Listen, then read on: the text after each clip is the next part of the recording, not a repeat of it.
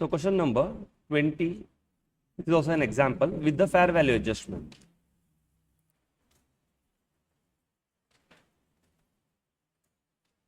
Now given below is the balance sheet of P Limited and S Limited.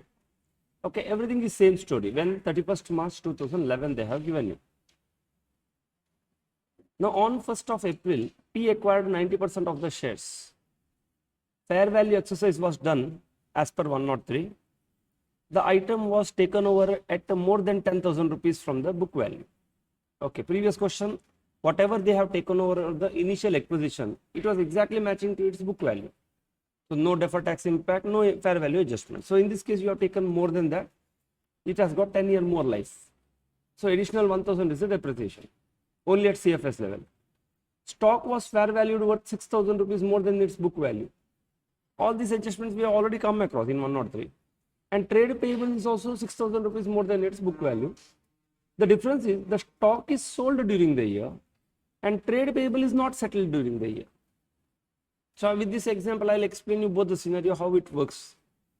The company adopted a policy to measure the NCA at a proportionate net asset.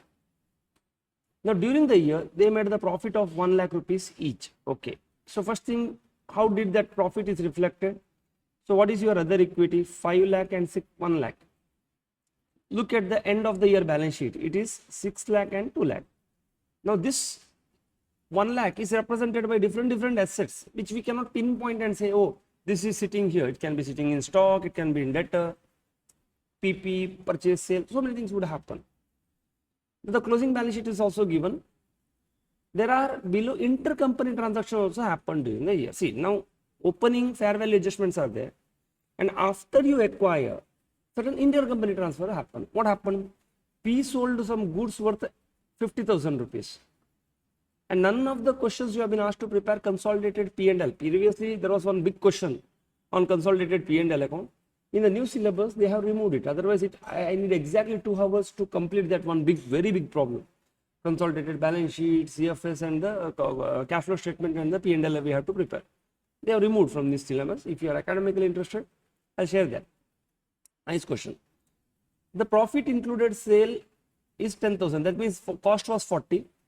Intercompany debtors and creditors were settled immediately. That means if I go back into this current assets, the balances are not there. Why? Because whatever transaction happened settled. Elimination of P&L item doesn't come into picture there because they didn't ask you consolidated P&L. Otherwise, this 50,000 you would have reduced from the sales, reduced from the purchases. Only thing is whether this stock is sold. That's what you need to check because this is your URP.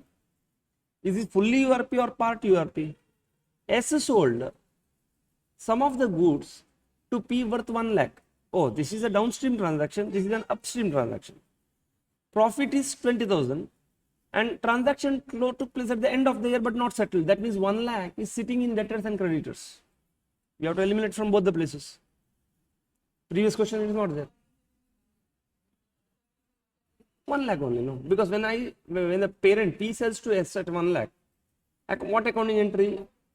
Yeah, it is already like they will pass, one party will pass purchase to P, another party will pass S to sales. Now P gave loan of 25,000 and amount is not yet settled. That means this is not routed through P&L account. This is something sitting in your current assets. Also, the inventory from intercompany purchase and sale was not sold. Oh, that means my 100% is my URP here. If they would have told you like 60% is sold, that means out of my inventory itself is gone, 60%. So 40% is still there and URP would have been 40% of this 10 and 20,000. Now during the year, goodwill is also impaired by 1,000. Now which method of goodwill you followed? Proportionate method. Will you give this distribute to parent subsidiary or NCI? No, because proportionate is called a partial goodwill method. So you will give only to parent. In this downstream transaction, will you give anything to will you eliminate the URP from NCI? No. In this upstream transaction, you will distribute it. We discussed the background, why, what is the logic behind it. Now what they asked me, prepare the consolidated balance sheet at the year end, not at the beginning. Beginning is not required now. Because I have got a goodwill entry, I know my opening balance sheet. So what is my first step? If I have to prepare the consolidated balance sheet at the end of the year, I want to consolidate balance sheet at the beginning of the year, no? Because opening balances will flow from there for CFS. So should I prepare opening consolidated balance sheet here? No. For me, goodwill working itself gives me opening balance sheet. How? See, I have got the parent's opening balance sheet here, plus goodwill entry gives me opening balance sheet. So in my imaginary mind, I can imagine opening balance sheet. Using these two balance sheets at the end of the year, I have to prepare closing balance sheet, where some item will come from the opening balance sheet, like NCI and goodwill, fair value adjustments. And the difference between the net assets at the beginning and at the end will be nothing but the profit of post-acquisition profit, 1 lakh, which should be distributed. Understood the logic of consolidation? No? That's it. Only 4 steps. It will give you the tallied balance sheet, but you cannot pinpoint and tell this is the entry, this is debit, this is credit. It happens at an overall level. Okay, so start with the step number 1. Okay, before we proceed, I told you the stock value adjustment. See, there are 2 types of stock adjustments here. One is the fair value adjustment of the stock. The other one is the intercompany unrealized profit of the stock. Intercompany part, so you are very clear now. Unrealized profits. That happens always post-acquisition. What about the stock which is taken over at a fair value, which is already sold during the year? They said no. They said this stock was fair valued for 6,000 and you have to be careful whether it is sold or not. They said it is already sold. Okay, you understand this example. On the acquisition stake, in the subsidiaries SFS, stock was say 500 rupees. Now, you took over this stock at a fair value, say 600 rupees. How much is the fair value adjustment here? 100. Okay, done. Matter is closed. Now, they said the stock is still lying with the subsidiary. So, subsidiary can have 2 scenarios here. Either you can sell this stock next year, that means 2021 after acquisition, or it may remain, or it may partially remain. They may partially sell. So, anything they may ask you in the exam. Now, let us take a scenario, subsequently they sold the stock. When they sell the stock, subsidiaries P&L account, when they prepare at the end of the year, they, at what value they sell? Fair value, 600. So, they have sold at 600 rupees. What is their opening stock? 500. And what is the P&L they show? 100. But this 100 rupees you have already recognized, which is already sitting in the goodwill now. In the consolidation, what happened? It is line by line, no. So, you take their sales, you take their stock. Automatically 100 will be sitting in your CFS. At the same time, 100 is already sitting in your goodwill. So, in consolidated P&L, it will go like this. Okay, what is your opening stock? 600. How? 500 them plus 100 adjustment, which is done at the beginning of the year. How much is sold? 600. So, your consolidated P&L will not show you anything.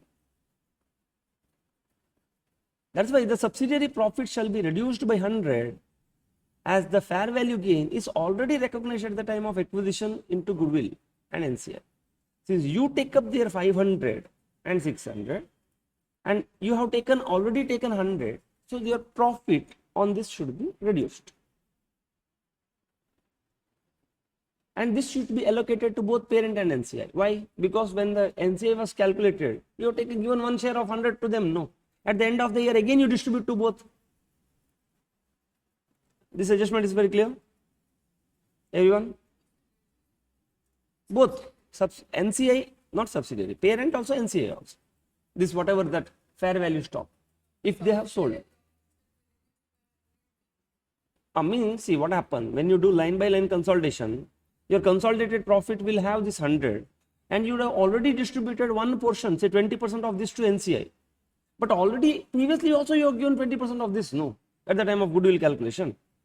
So that's why this at the end of the year, if they tell that opening stock was fair valued, but they sold during the year, that fair value thing you have to deduct from parent other equity and NCI. Okay, so this is what they are told, they have sold. And if they have not yet sold,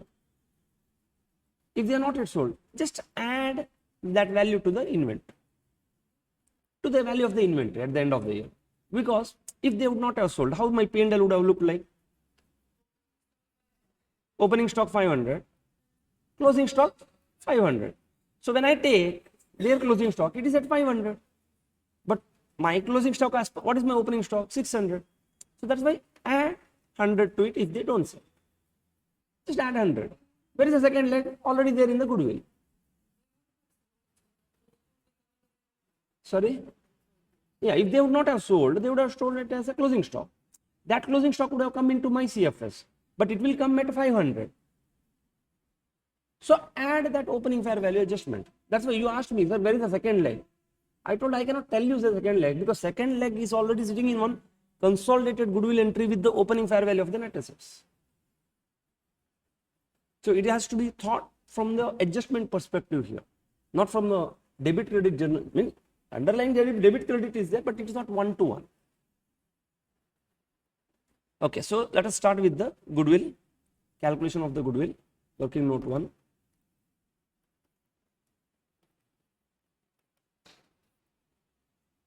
What is your purchase consideration?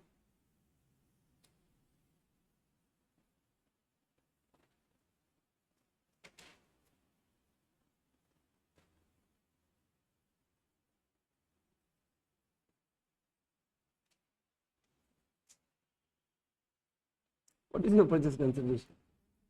Huh? So strange, you know. They didn't tell only.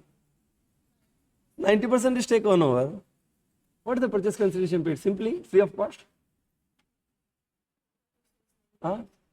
Tell me the purchase consideration. Definitely for the 90%, you would have paid a purchase consideration, no?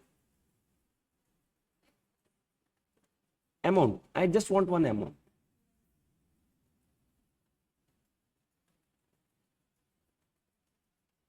It can happen in examination like this. Then where you will wonder, where you will look for? Where you will look for the purchase consideration. Immediately, if you don't get here, go there and see, you will find there. If you don't get along with that 90%, generally they say 90% of the cases they say 90% acquisition was done for so much cash, so much equity, so much whatever it is, deferred consideration. If they don't tell you where to look for, investment, no baba. Because whatever you have paid, you heard in your SFS, you would have treated as an investment. So in your SFS, even at the beginning or at the end, beginning you will not find because you never made the investment by that time. Your investment happened only on the first. So go to the closing balance sheet, see is there any investment in this? Yes, how much? 2 lakh. That is your purchase consideration.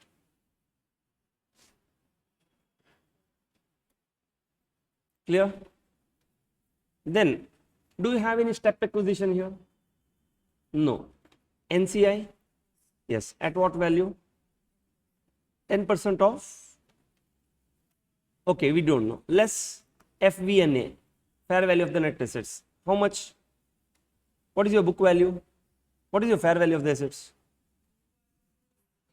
Yes.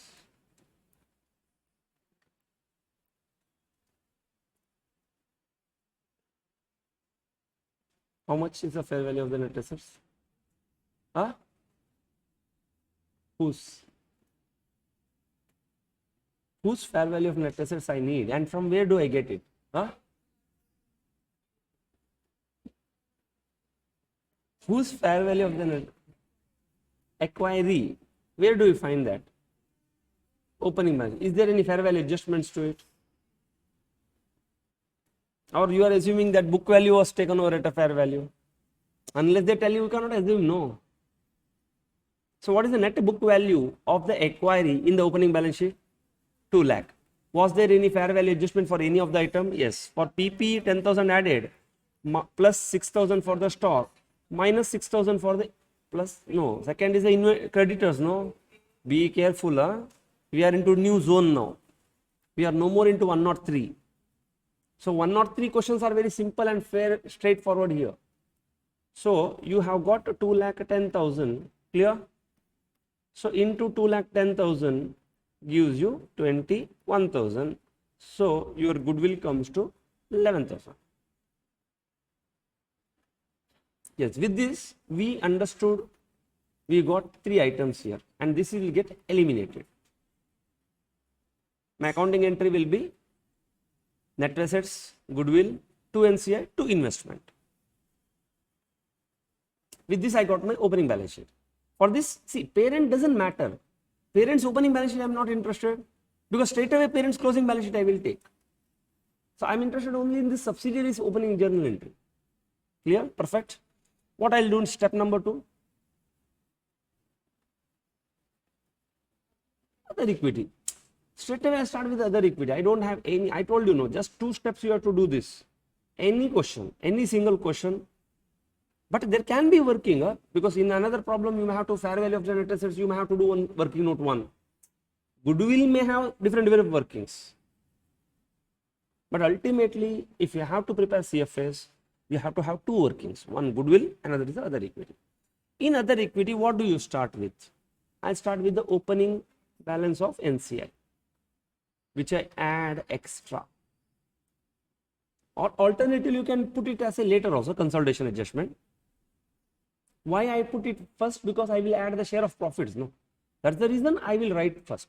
Otherwise, my format is first take all the items of the parent's balance sheet, then take the your share of profits from the subsidiary's balance sheet, then do the consolidation adjustment for fair value, intercompany, impairment and all those things. At that time, add this opening balance of NCA. So to avoid that, like it doesn't look good, no, that's why I'm adding it here. Now go to the parent's balance sheet.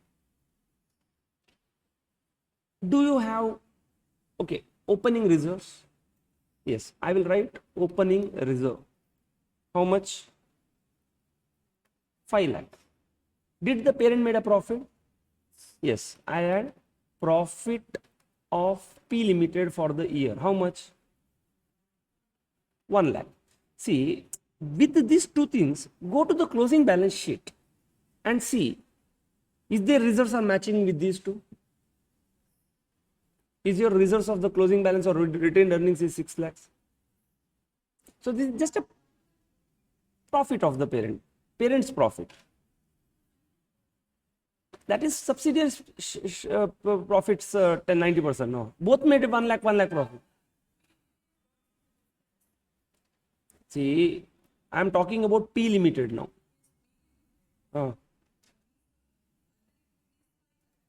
Opening, closing is 1 lakh. So that only I am giving a presentation. Alternatively, you can write straight away closing balance of 6 lakhs. Now, why I am giving this presentation like this? If at all they ask you prepare an other equity statement, you have to start with the opening balance. No, others I would have told write the closing balance, finish 6 lakh.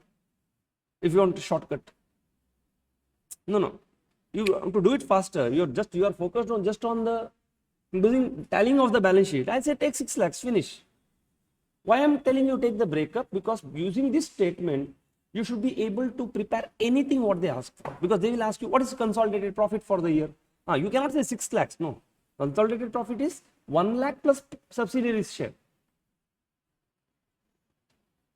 That's why I am giving this breakup. Otherwise, 6 lakh it is matching.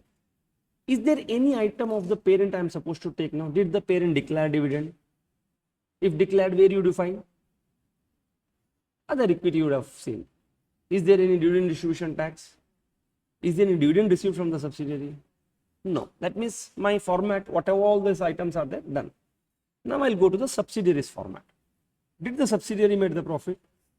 Yes. So add S Limited profit. How much? 1 lakh they made, which is represented by increase in the net assets. How much I will take? 90. I will give, that's the reason I added opening balance of NCI, so that it looks good. Otherwise, you add a profit and show opening balance of NCI bottom, no, it doesn't look good. Now, did subsidiary had any OCI? No. Was there any dividend distribution by the subsidiary? No. Done. I am done. Now let me move to the consolidation adjustments. Okay, consolidation adjustment. First thing, I will check, is there any fair value uplift? Yes, because of the fair value uplift, is there anything going to affect my P&L account? Yes, depreciation. So I'll say depreciation on fair value uplift. How much?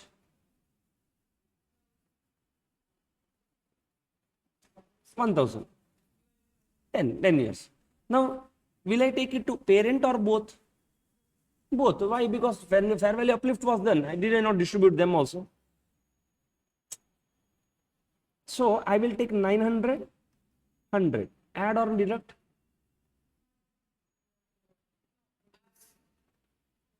Depreciation is your cost, no. It should get reduced from the profits, right? This is the profit. Because of additional depreciation, what entry you would have passed? It's CFS level. What entry do you pass? Depreciation to PP, no. So the second leg of this will get reduced from the PP. These are all the things you can figure out one to one. Up to a certain point, you cannot tell one to one. This fair value adjustment, you can say, oh, one leg I will give here, another leg I will give there. Up to here, it is overall 4 lines. Now, stock was there. Did you sell the stock? Fair valued stock. Did you not sell the stock? If you didn't sell the stock, then P&L will not get affected. I already showed you. 500, 600. You sold. That's why now P&L is going to hit. No. That's why I will do sale of fair valued stock. Will you add or deduct this 6,000 rupees? Adding means double counting, no, because already it is already, because now it is coming in my P&L of the subsidiary. So I will minus it 5,400 and 600.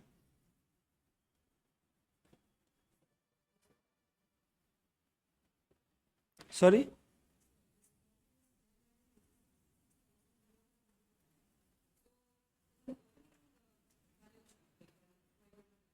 At a consolidated or standalone? It is added. That's why if you see goodwill calculation, it is overvalued by 6,000. But at the end of the year, it is not there. It is not there.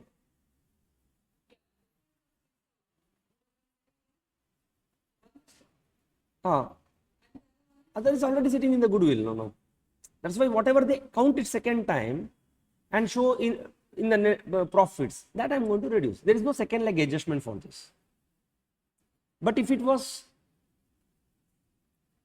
the again, if it was the, what is that called? Second leg, first leg adjustment is in the goodwill. Similarly, it was unsold. You would have simply added it to the closing value of the stock. Anyhow, we'll do it. We'll do it. If you are not clear, you can ask me again. So sale value of the, we are going to reduce. Is there any more items? Trade payable, is it going to hit my P&L account? Did you settle it? Or it is unsettled? Unsettled. If you would have settled it, same story would have happened. Why? Because the moment you settle more than what it is book value, it is a cost to you. Trade payable is more, no, it is more fair value. It is a loss to you, no.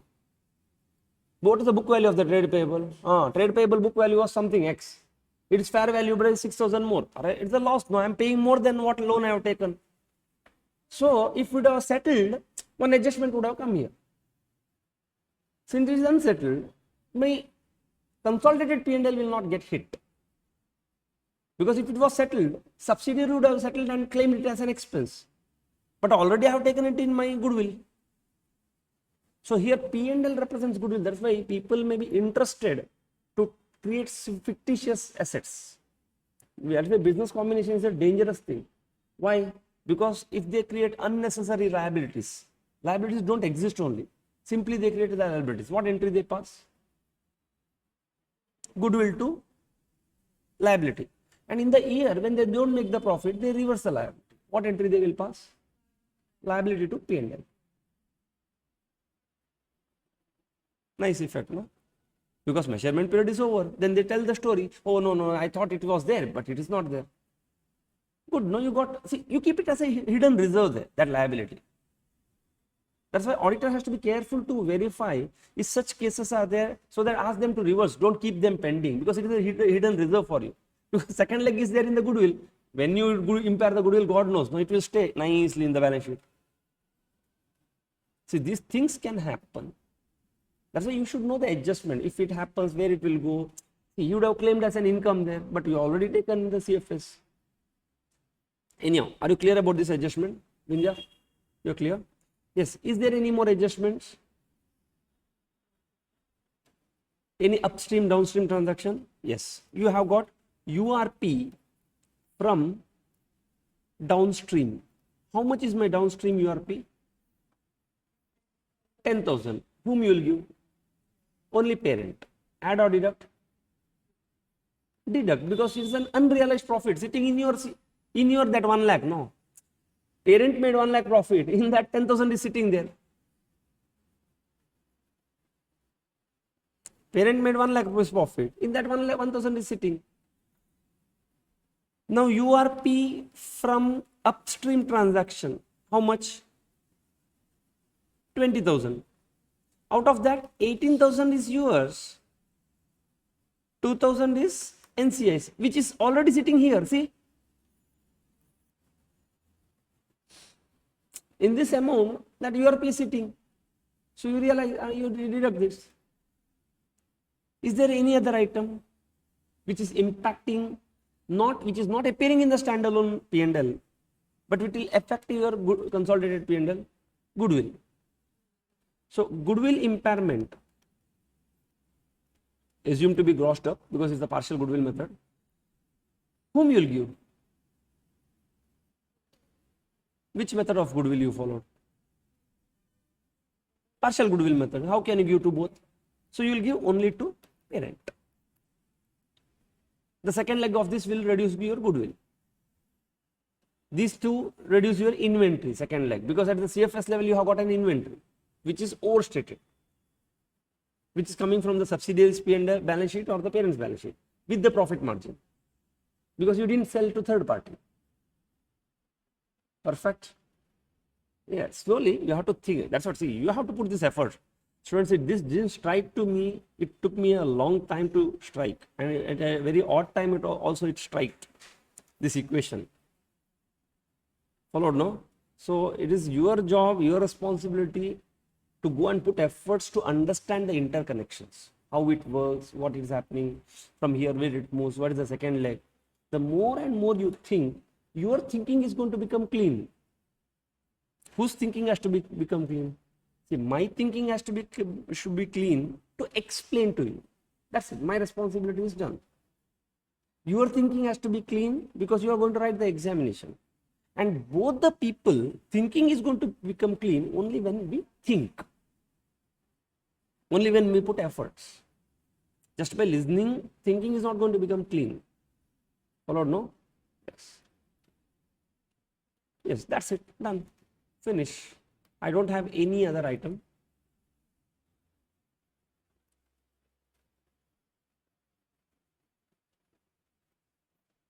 If they ask you, what is my consolidated profit during the year of the parent? Can you tell me what is that amount? Consolidated profit the parent has made. Can you tell me that amount? So you have got a working now, other equity.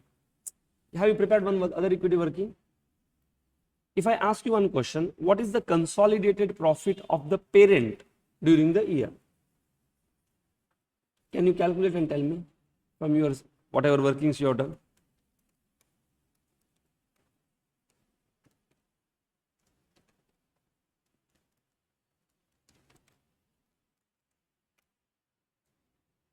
Question is clear? See, question is, if at all you would have prepared a P&L account where their sale, your sale, their expense, your expense, if you would have done all those things, you would have got one consolidated profit. Out of this, some portion will get reduced and given to the NCI. Further, certain fair value, all adjustments you would have done. After doing that, you would have got one figure called a profit after tax pertaining to parent. How much is that? Amount. If you can use calculator and tell me the amount. Okay, for this, see, if this is your consolidated P&L or other equity working, other than opening balance, whatever adjustment comes, no, that is your consolidated P&L. So if at all they ask you prepare an other equity, this is not other equity. Even in fact, this may not fetch you any mark. I don't know whether they'll give you a mark for this or not. But this is the life. This is the control. So you may have to present and prepare one statement called other equity, where you cannot write all the story. You have to write one line called consolidated profit for the year. Opening balance, add piece consolidated profit, which is total of all this value. Because you cannot show in other equity like fair value adjustment, depreciation adjustment and all. Clear? Yes. Chalo. So we'll prepare working note 3 consolidated balances, because there are some adjustments, no? Non-current assets. How much balance should appear in my balance sheet? Okay, first simple thing, I will take parents 6 lakhs plus subsidiaries 2 lakh. Plus this 2 lakh is at a book value, but I wanted the fair value at the end of the year, which starts from the fair value at the beginning minus all fair value adjustments. So what was the fair value? Is there any fair value adjustment? Yes. What? 10,000 for PP. Minus 1,000 depreciation. So my closing balances comes to 8,09,000.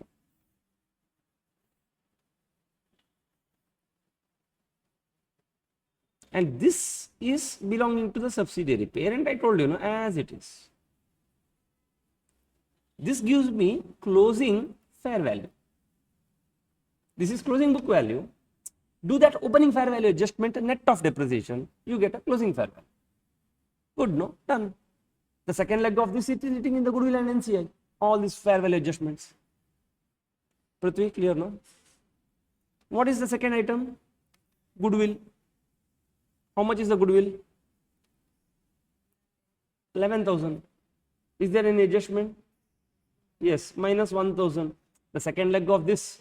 See, this, all this now which comes during the year, which is not pertaining to your opening goodwill entry, you will have two impacts. Which is pertaining to goodwill, it will have only one adjustment here. So the goodwill impairment happened not at the beginning on opening journal entry. It happened subsequently. That's why there are two impact. One is in the goodwill, second impact is in there in the other equity. So you have got 10,000. You have got current asset. How much? 3 lakh belonging to the parent plus 2 lakh belonging to the subsidiary. Is there any fair value adjustments? What is that? 6,000. But that stock is already sold and you have adjusted. That's what I'm telling you. See, goodwill, is there a 2 leg or 1 leg? 1 leg. Because other leg is all other items. So the fair value things, you will adjust only one place. If it is sold, you adjust in the other equity. If it is unsold, you will add it here. Creditors, if it is unsettled, you will add it here. If it is settled, you will deduct it from the P&L. You may adjust in the P&L. So all those fair value adjustments will appear only one leg. Second leg is the goodwill. But other than during the year, whatever transaction happen, you will find 2 legs. Clear? Now, is there any other transaction happens during the year which should be adjusted with the current assets? Intercompany balances. So how much is the debtors? Intercompany debtors are sitting here. First transaction got settled. The second transaction, 1 lakh debtor are sitting in this. Who sold to whom? That means in this 3 lakh, 1 lakh is nothing but S Limited, no? Then loan, who gave loan to whom? Parent gave loan to subsidiary. In this 2 lakh, minus 25,000 is the loan, no? Where is the second leg? Current liability. because these are all the transactions which happened during the year. Credit, current liabilities. If you're sitting in the current assets here, we have done in 109, no. Second leg, he will be the financial liability for him. Simple, right? Balance sheet should tally, no? With this logic, should balance sheet not tally? Balance sheet should tally. Then is there any other thing? Unrealized profits, because there is also 2 leg should come. 1 leg came in, you deducted in the other equity. Second, minus consolidated 30,000 you deduct from the stock, because already your both the places stock is overstated now. This 3 lakh and 2 lakh has got unrealized profits. So you got 3,45,000. So here you cannot prepare consolidated because so many adjustments are there, no? That's why I am preparing this statement. Otherwise, if there is no much adjustment, straight away balance sheet. Yeah. Tell me, Naresh. Same thing you wanted to ask. No. Okay. 30 means 20, because it doesn't matter where inventory is located, no. Out of this, some inventory located here, some inventory located here. But at a CFS level, it is one inventory for me. Then I have got a current liability. In current liability, 2 lakh belongs to the parent plus 1 lakh belongs to the subsidiary. See, 1 lakh debtor is there. That means 1 lakh creditor must be there here. So minus 1 lakh. 25,000 security deposit loan is there here. That much loan must be here. So I will reduce from the current assets also. I will reduce from the current liability also. Ulta, reverse entry, no?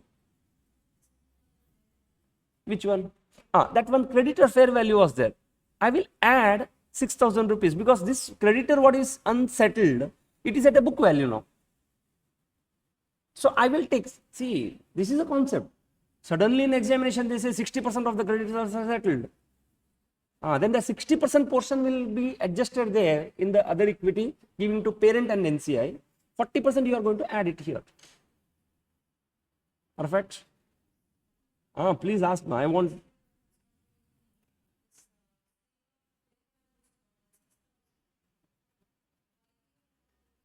Because already you have taken in the, see, it is sold, no? When it is sold, is it included in this inventory? Not there. Then where is the point of adding it? It already hit the P&L account there. Not sold, it would have been lying there at the book value. Add it 1,000 extra, just like creditor's adjustment. 30,000 is the unrealized profit. So for your practice, no, I have given it like this. See, when today you have got notebook, so when you are practicing, since you will refer my PDF, so I have given what exactly it is. Because only with the numbers next time you may not remember what it is. So I understand. So I have given all these explanations. You should find this material very handy. Only thing is I am not able to convert into hard copy. It will become 7 books again. Anyhow, theory I will give you. Theory you should be enjoying. Okay, done. Is there any more item? No, straight away move into the consolidated balance sheet. So in my CFS, I start with the non-current assets or assets, non-current assets. Note number 3 means working note number 3. How much? 8,09,000. You are done.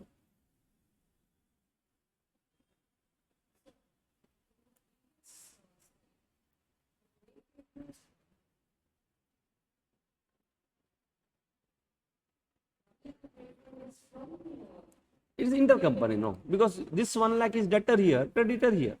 So if you remove from the debtor, balance sheet will not tally. So remove from the creditor also, balance sheet will tally. 6,000 is for the creditor which was not settled, because this creditor is sitting here at a book value, but my opening creditor is at a fair value. So add 6,000 to it, it becomes a fair value. Perfect. Yes. What next? Goodwill. How much? Note number 1. Or not, note number 3 only, because impairment happened, no? 10,000. Current assets 3,45,000. 11,64,000.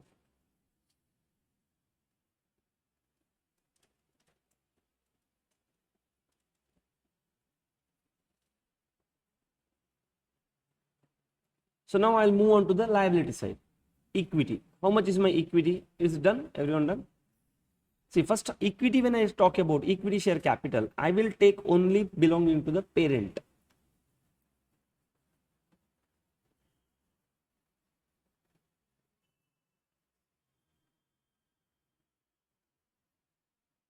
Yeah, in fact, I could have done all those adjustments here. Generally, I tell you, plus minus I could have done here only. Simply we prepare that. Now you have got other equity. What is my other equity? Straight away go to your working note number 2 and take 6,54,700. That is the control working, huh? Very important working. From there you will understand things. That is the heart. That is the parrot. NCI, you have got the same 28,300. Current liability 1,81,000. Yes, you got 11,65,000.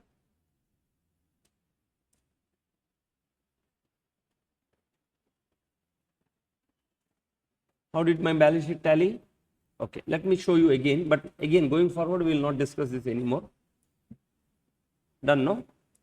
See, if I have to look first, see, all black colored is the one which is coming from the parent's balance sheet.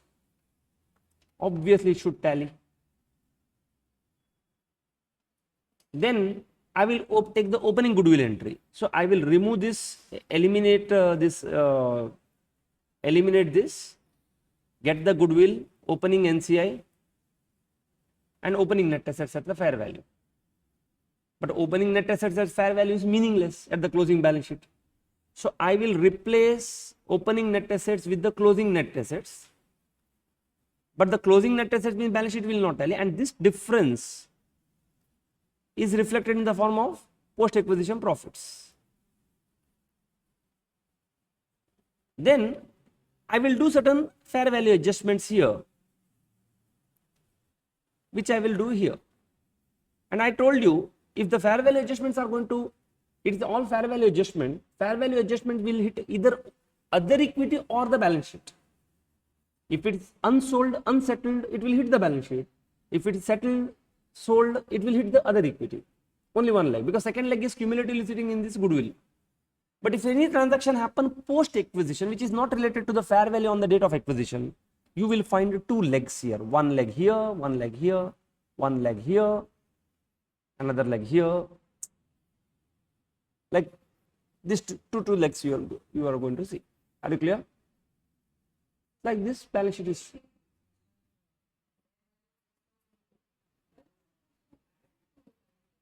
Yeah, because your trade liability, where is your trade liability?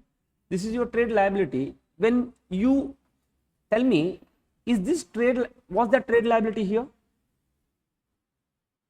In the opening fair value of the subsidiary, was that trade liability was there? Yes or no? It is there. That's why you took over. No, it was at the book value or fair value. Your trade liability, when you took over from the subsidiary on the day one, it was at a book value or a fair value? Fair value. At the end of the year, when you took over the balance sheet from the subsidiary, it was at the book value or a fair value? Book value. Did you settle it? No. So what is the difference between this book value and the fair value? Because this book value would have been same. That is the extra fair value adjustment. No, just add it here. Where it is there? It was in the standalone statement. Is it there? No. That's why when you took over subsidiaries, creditors, that is what is the book value. So for this, opening fair value adjustment has to be done, added. Like, okay, why it should be added? First of all, tell me, book value I will take 100. You took it, fair value was 106. So when you took over initially, what entry did you pass? Goodwill to liability. 106, 106. Did the subsidiary pass this entry? No, they will continue to 100 only. Chalo, let us assume This was not settled only. No changes, no movement also happened. At the end of the year, in the subsidiaries balance sheet, how much is the 100 only? When you consolidated, how much you took? 100. But can you show 100 in the closing CFS? No, because in the CFS it is 106. Because when you incorporated goodwill entry, automatically 106 came there, net assets came. That's why you have to uplift or downgrade it. Fair values. So when you took over 100 at the end of the year, just add 6 rupees to it, which is coming from the opening balance sheet, so that my closing liability is 106 at CFS level. Anyhow, you think over it again. Okay. See, sometimes what happens when you may have some element of doubt. I hope, see, this is my explanation, because again you ask, probably I may explain in the same manner. So if you are not clear, you can come back to me. You can, I'll try to explain in different way. But are you okay? In principle, you are clear why, and why I'm adding, because it's my liability. What if I would have taken this opening liability at 98? Open book value was 100, fair value of the liability was 98. So my goodwill entry is 98 now. So at the end of the year, 100 only remained, they are not settled. What I will do? 2 rupees I will reduce minus 2 and I will bring it to 98. Okay? Sure. Now we will start with the study material questions. This is the 2 questions I have explained to you with the all sort of adjustments. On 1st of March 2002, Blue Heavens acquired 100% of the ordinary shares carrying voting right of Orange County for 12 lakh rupees in cash, and it controlled the Orange County from that day. The acquisition date settlement of the financial position of BH and OC and their fair values of the assets and liabilities have been as follow. So they have given you the Blue Heaven balance sheet on 31st March, and they have given Orange County's balance sheet also, they have given fair values also given. So you see that some items have been taken over at a fair value. Only 2 items. One is inventory and another is the building. Now equity is there, retained earnings, so you will not take. Trade payables are there. It is taken over at a book value only. Good. That's what I tell you always in 110. Look in goodwill calculation. Is the acquisition happened at a book value or fair value? Book value, no fair value adjustment. Fair value, you understood now. Now prepare the CFS at 31st March of BH and OC. This is 103 question. Now in this question, I will show you how to prepare a, what is that called, notes to accounts. Okay, can you tell me what should I start with? Goodwill, because it's 103, no. So write calculation of goodwill.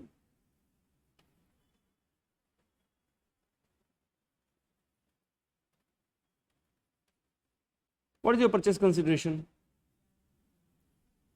12,000. No shares, no replacement awards, no deferred consideration, no contingent consideration. Those days are done now. Huh? NCA is also not there. Minus, what is your net FVNA, fair value of net assets? 6,600 plus 1,200, only 2 items are fair valued. You could have taken net assets plus 2 fair value adjustments. Alternatively, 1 by 1 items you could have considered. You would have taken goodwill of 2,600. Followed, no?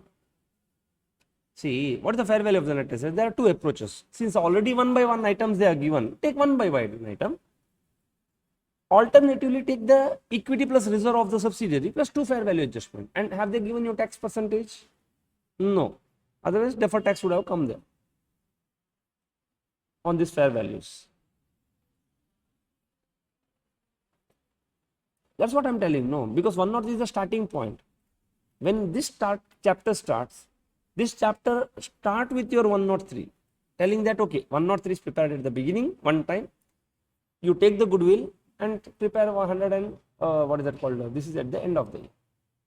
Yeah, alternative I could have given this set there also, but there is no fun. No? Huh? Because see what happened, no, there is a challenges here and here, which is sitting there. There we have seen different varieties now. Okay, one owner consideration, direct expenditure. Here, fairly very simple thing they will give you. Yes, so I'll start with the notes to accounts. Okay, I will show you how to prepare. Generally, I'll prepare the balance sheet in bracket would have written. Then we will leave the space and prepare this notes to accounts. Okay. Here only one problem. I'll show you how to prepare notes. Take note number 1, building and PPE. This notes to accounts is nothing but the previous we have done. No, one statement of assets. It's the same thing. But see the presentation. I say BH how much? 14,000. OC 6,600.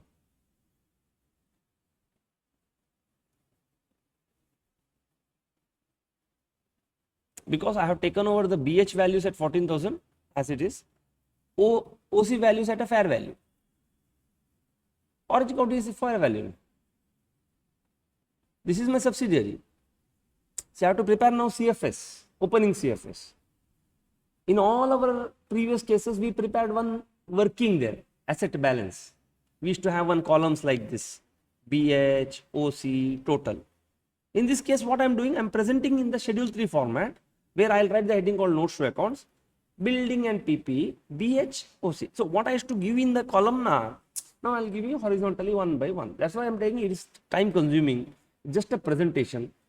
Inventories, I will give you the breakup, BH and OC, 2,600. You see how much time is consuming for this. That's why first focus on the balance sheet, leave space, then do this.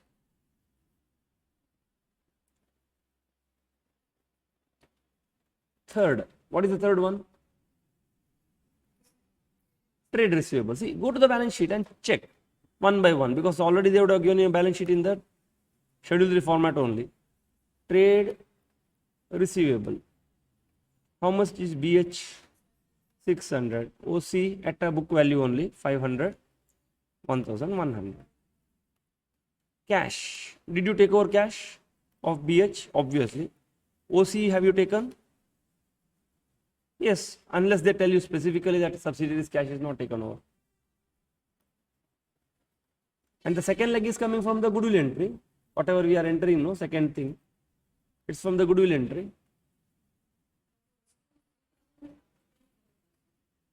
Which one?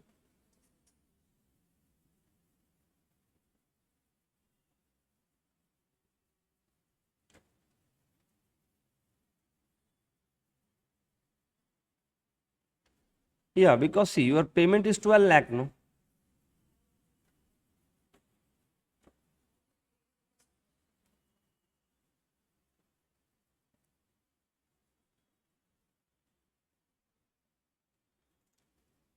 Or we can also say that, look, you have paid this 12, investment came, and investment you eliminated. Now that's what I'm telling. See, your cash is in the parent is how much? 3,000. Okay, maybe it was more. Now you made one investment. What entry you passed in the SFS? Investment to cash. Now will that investment come here? No. So when you say net asset account, that's what net asset account debit, goodwill account debit to NCI. When you say to, you can write cash bar investment. Means investment means you already have got an investment, cash payment is done and investment has come. That investment you go, let it go from the standalone, because it is a consolidation. No, consolidation means you will take the parent's balance sheet. In parent's balance sheet, okay, cash goes out, investment comes, and investment is no more appearing, so your investment goes out.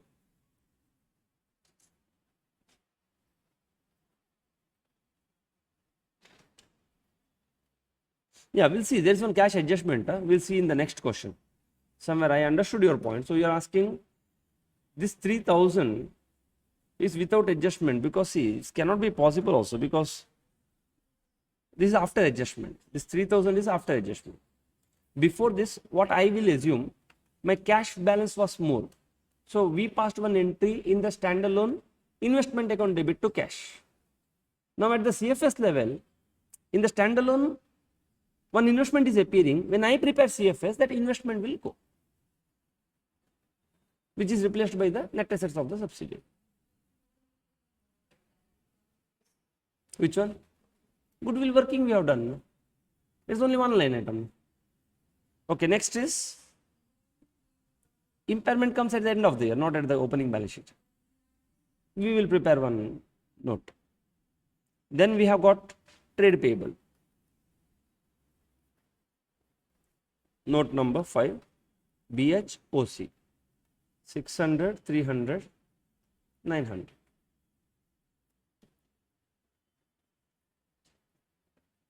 Yes, so straight away we will prepare, that's it. This way you are going to prepare notes to account. So going forward, we will not spend time in that because it's just a matter of presentation. What you present in the form of one statement, you present it like this. Yes, CFS, I'll start with the assets, non-current assets. Under this, you have got PPE. Note number 1, 20,600. Second, goodwill, 2,600. You can say working note number 1. Do you have any financial assets? No, it will get eliminated, which was their investment. Then you say current assets. Under this, you have got inventory. Note number 2, 2,600.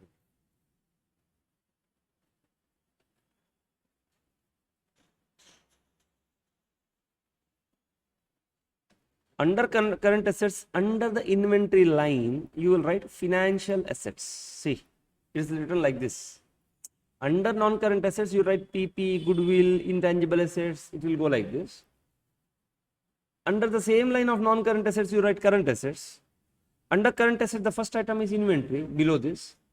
In this line, you will get financial asset. Under financial asset, you have got trade receivables and CC.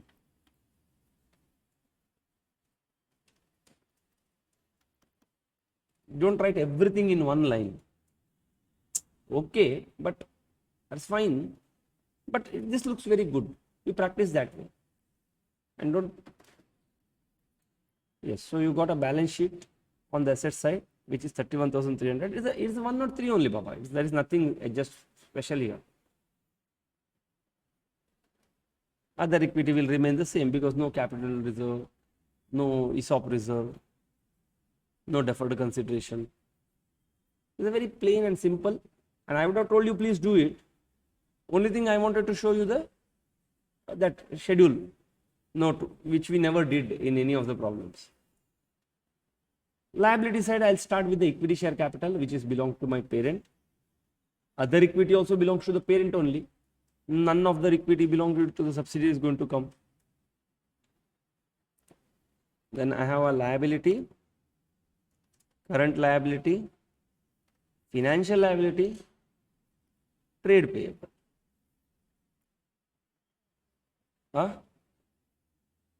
In and out? Clear, no? Liability, non-current, okay, you could have given non-current, but non-current we don't have, no?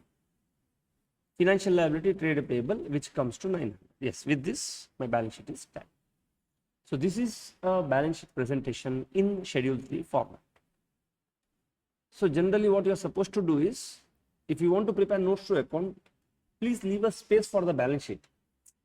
Then prepare, because generally notes to accounts will come after balance sheet, not before balance sheet. That's the best thing is, when you after working straight away start with the balance sheet, in a bracket you write in pencil. Leave 2 pages or 3 pages for notes to accounts. Go to the next question. So whatever numbers you find in bracket no here, that you present as BHOC, BHOC, BHOC. Then erase.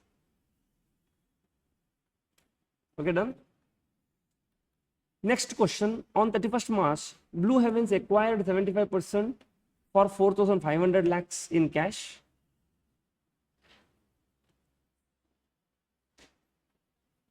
Sorry? Okay.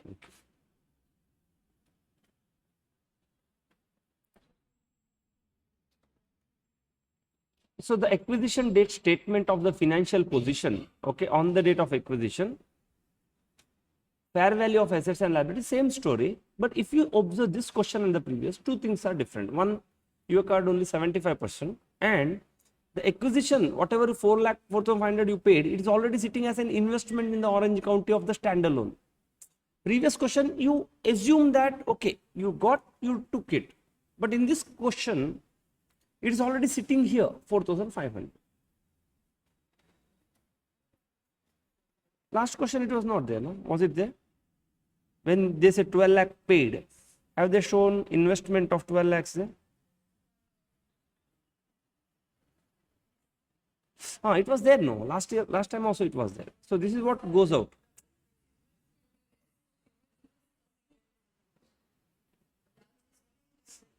No, it is not S Limited. It is investment in OC Limited only. Yeah. It was there last time also. So what goes out is that particular to investment goes out, because that 3,000 you got after investments. Otherwise, before investment, it was 15,000 cash balance. Perfect, no? Now, okay, everybody? So this is the one thing, and everything is same. Prepare the consolidated balance sheet at the beginning of the year. Yes, students. So please pause the video and prepare one CFS. Again, you need not prepare in Schedule 3 format. Just you can prepare a goodwill working and a consolidated opening balance sheet. In bracket only you can write the values. Yes. So first one, we will prepare the goodwill working. Goodwill comes to 975. So you have got the purchase consideration and see at a fair value book proportionate asset. You take the fair value adjustments 975. Then if you want, you could have prepared the statement where you will have the PP, inventory. There is no adjustment other than these two, building and PP. So if I take to the non-current assets, building and PP, you got 10,300. Immediately after that, goodwill 975. Inventory 1,300, which includes your fair value adjustment. Inventory, there is no fair value adjustment at the opening balance sheet. No, there was no fair value adjustment. No, it is the book value only. Trade receivable and CC 16,825. Did you get this?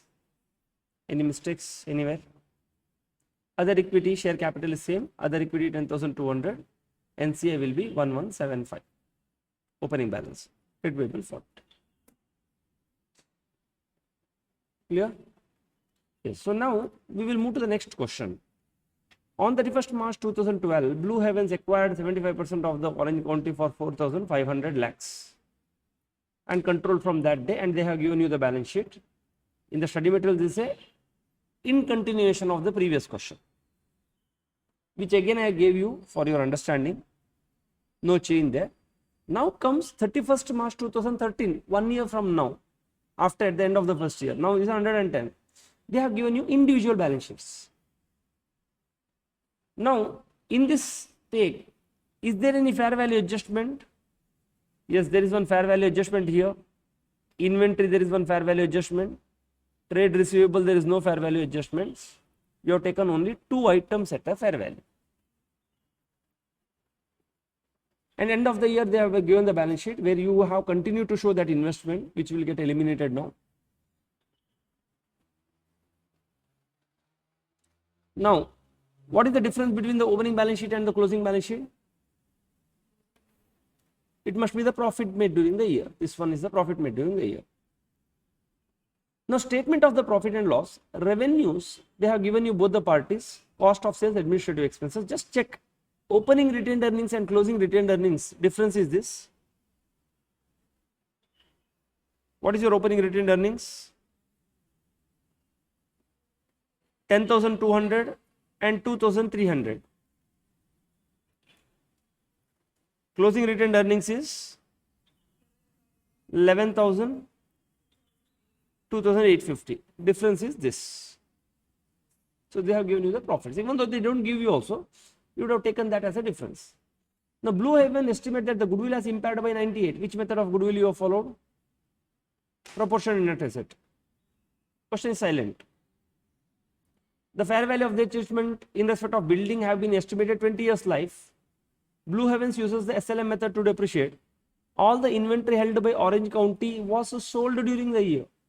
That means my other equity adjustment is going to come, not the balance sheet adjustment. Prepare CFS of the group entity at the end of the year. You can give it a try. What do you need to do? Step 1, goodwill calculation. Okay. So goodwill calculation, how much is the goodwill? Same amount, 975. It's not different.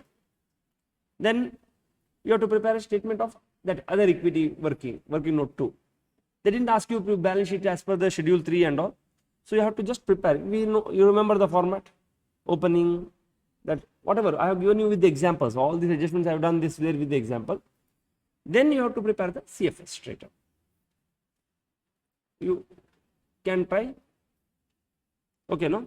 Yes. If you find problem, you can ask me. Yes, students. So please pause the video. Do this working. I want you to do this yourself. Yes, students. So we'll compare the answers. So step 1. What we will do is the goodwill calculation, where my purchase consideration is 4,500, NCI is 1175, and it is the same. 975 is same as my previous workings. Then we will do the other equity, where I will take the opening balance of NCI 1175, opening balance of reserve plus profit. So this together gives me the closing balance of the reserve. Then post acquisition profit of the OC I will distribute in the ratio of 75-25. With this, all adjustments related to the parent and subsidiary is done. I'll move to the consolidation adjustment, where fair value depreciation I will distribute, which is the fair value increase divided by the 20 years. Opening stock, since the stock is sold, I am going to deduct from both the places, no more adjustment. If it was unsold, I would have added it to the closing stock of the inventory. Goodwill impairment, since it is the partial goodwill method, I will deduct only from the parent share, and the second leg I am going to deduct it from the goodwill. I am not going to distribute it to the subsidiary because it is the partial goodwill method. And after you learn Ind AS 36, you should understand that partial goodwill method impairment is calculated using something called a gross term. And for this, I need the CGU value. The question is very silent about the CGU carrying amount. That's why we are not into that process. Otherwise, they may ask you to calculate goodwill impairment and then distribute it. This is a L3 level questions, where they take, see again, when they frame the question, when they talk about one chapter, highest importance is given in this particular concepts of, it's called L2 level question. We discussed on day 1. L1 is basic memory. L2 is conceptual. L3 is they take from somewhere else also. So they may mix that impairment here. That's L3 level, but very low, 15%. Notes to accounts or whatever the balances, you take the building and other PPE 9535, which is 6,500 book value of the building of the Blue Heavens, and Orange County opening closing book value plus fair value adjustment minus 15, which you might have done on the face of the balance sheet only. While practicing, you can practice this way. Goodwill minus impairment 877. Have you shown these numbers? These numbers are going to fetch you 1 mark. Then I'll go to the inventory. There is no adjustment. Why? Because inventory is already sold. If it was unsold, I would have added that fair value adjustments here.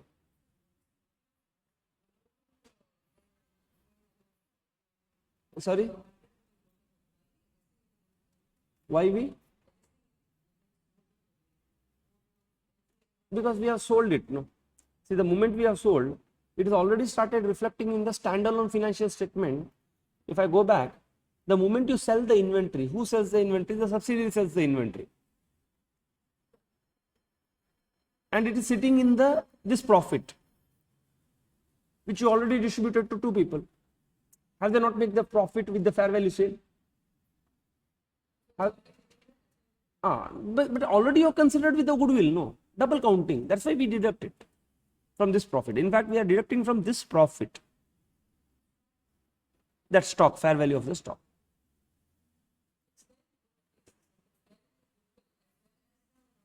That's what.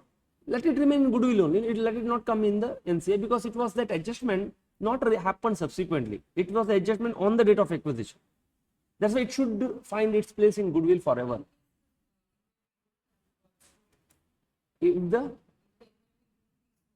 Sorry, wouldn't be sold, then there's no profit. No, this profit is excluding that inventory, because inventory you never sold. That's what at the end of when you prepare the balance sheet, if it was unsold, inventory plus opening fair value adjustment, whatever amount you would have added here.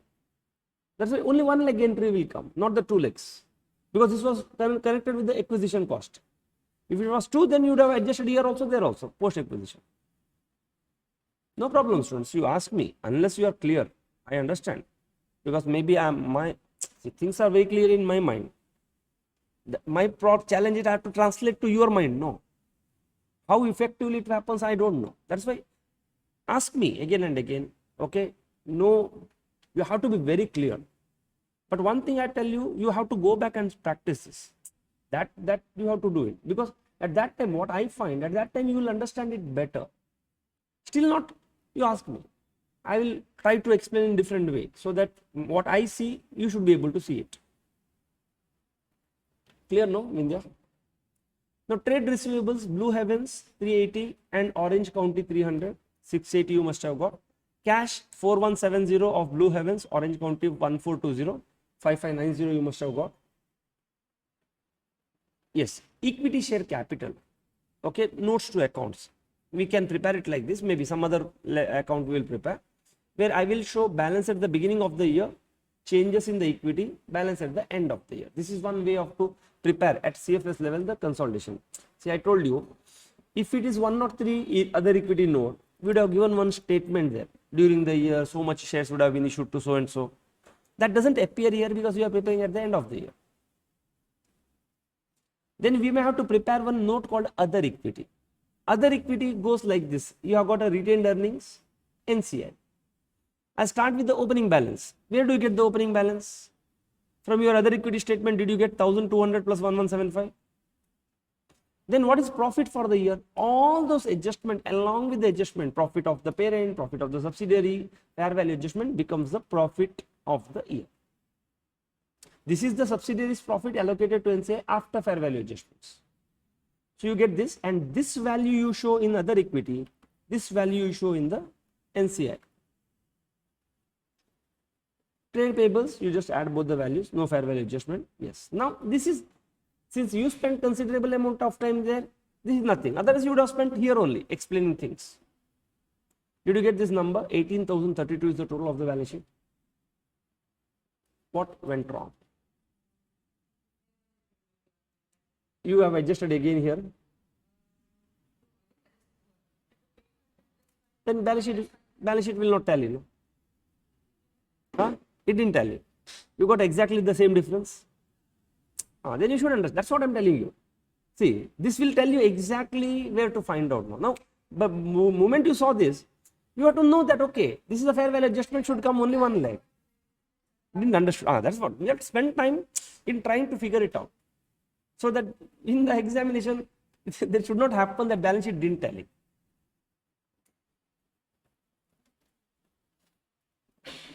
Clear? Okay, any other mistakes other than the fair value thing?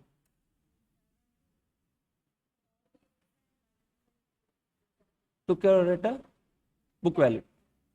Then that will never, and you cannot pinpoint also here. This is the biggest problem.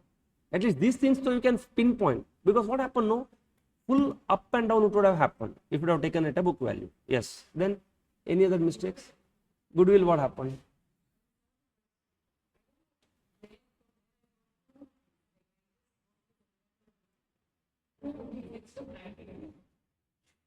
Okay, it's from 98, I don't know. Okay, 2 rupees must be coming from the note to account here. Okay, whatever, it is, it's not a conceptual, I don't know. It is I can say your attention was somewhere else. I just want to figure out, like, have you understood? You make mistake because of conceptual clarity or because of some other reason. See, that is your responsibility. Not paying attention, nothing can be done there, despite knowing. Yeah.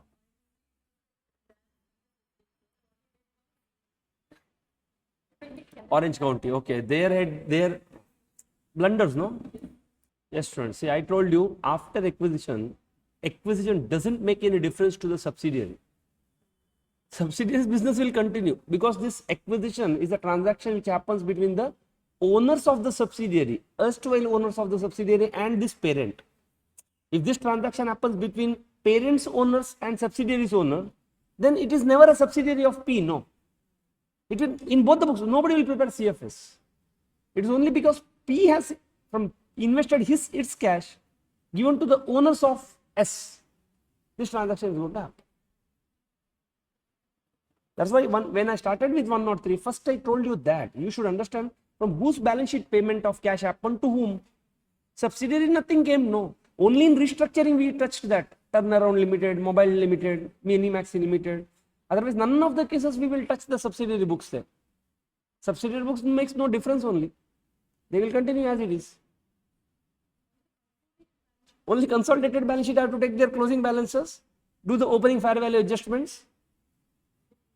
Differential amount will be their profits, take the profits, finish. And if any fair value adjustments are there, reversal of the deferred taxes are there, all those things at a consolidation level you do. That's called a consolidation adjustment. Yes, sure. So you are very clear, no? Okay. Any other mistakes? Anyone? Yes, Dhanushree, Vidya, Kriti? No mistakes, no? Any other mistakes done other than this? Okay, understood. In our discussion, you are very clear. I'll go to the other equity. Equity share capital the same. Other equity, the other equity balance. NCA balance. So now you understand this is the most important thing there. And the trade payables.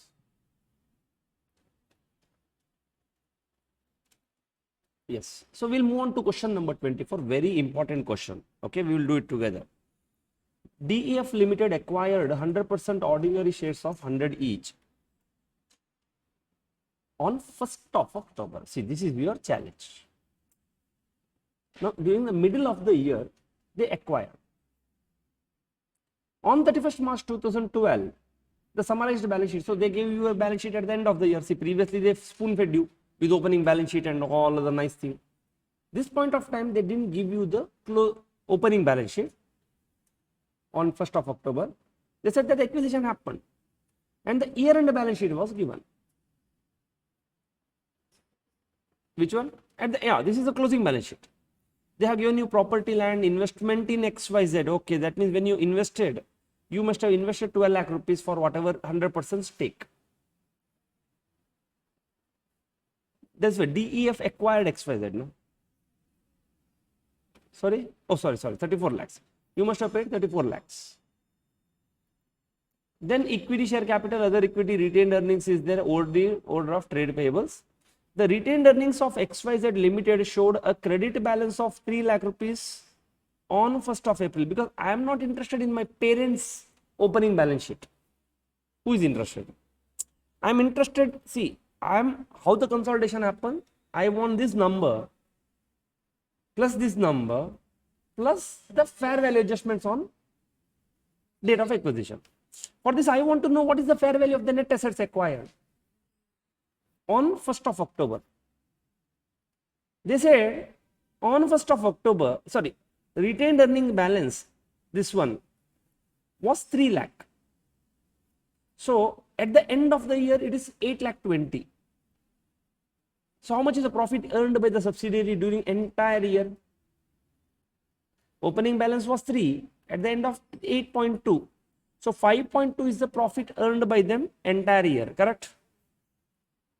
But they said of which 10% was dividend was paid on 1st of November. So this is after payment of dividend you got 8 lakh 20. So what is 10% dividend? 10% dividend on what?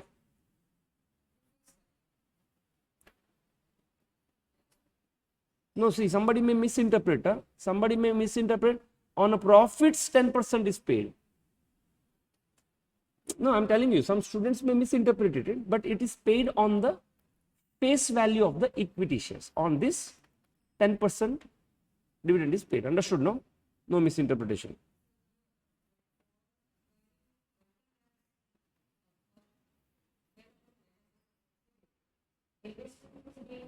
$34 lakh. Purchase consideration. Now, who received this dividend? You must have received the dividend because on 1st of October you acquired. 1st of November when they declared the dividend, this must be already sitting here. in your retained earnings. So intercompany dividend elimination should happen now. Now the DF recognized the dividend received to profit and loss account. So that means it is at the end of the year, whatever your share of dividend in this 2 lakh rupees, entire 2 lakh is your share only. There is no NCI here because you acquired 100%. So this 2 lakh is sitting here. Now fair value of the plant and machinery on 1st of October was 20. Out of everything, they said what was the plant and machinery's fair value on that day? The rate of depreciation is 10%. You got into a challenge because they said only plant and machinery's fair value. Now following are the increases on comparison of the fair value in as compared to the book value on 1st of October. Okay, they said what? See, if they would have told you individual assets, okay, on that day plant and machinery fair value was how much, this was how much, this was how much, problem would have solved. But they gave you twisted language. One asset's fair value they told, and all other assets fair value increase they told. And when they give you fair value increase, you are left with no choice other than finding out equity plus reserve, which gives you book value of net assets plus fair value increase. So if they give you individual items fair value, plant and machinery this much, debtor this much, stock this much, it's very easy. You take individual value, add it, like what we have done in the previous question.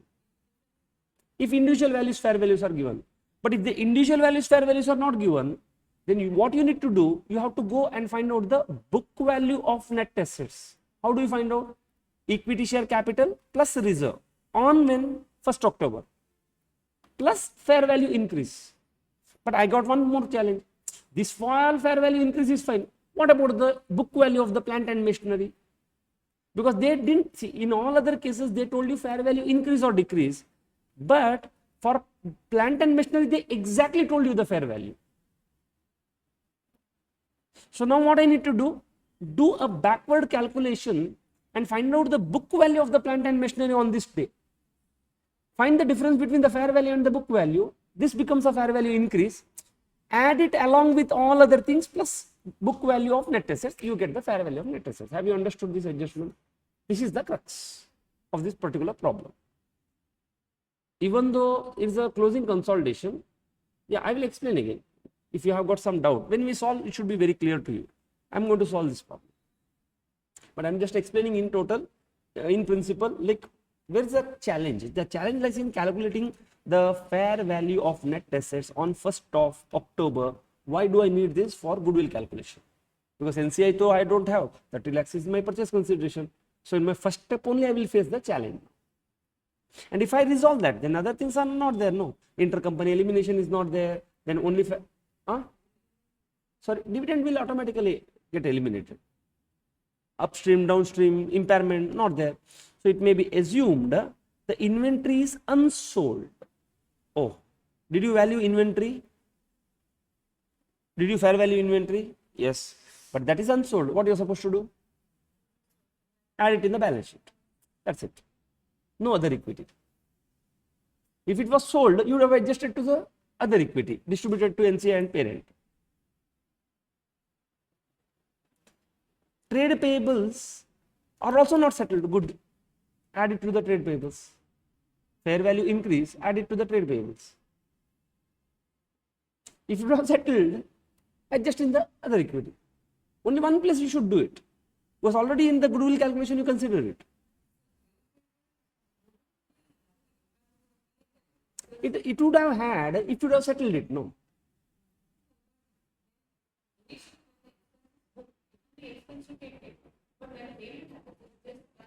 Yeah, but okay, when you book the expense, okay, at what value you booked?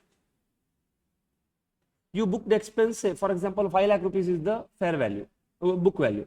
You passed an entry, who passed? Subsidiary passed one entry, expense account debit to trade payable. How much? 5 lakhs. But on the date of acquisition, its fair value is 6 lakhs.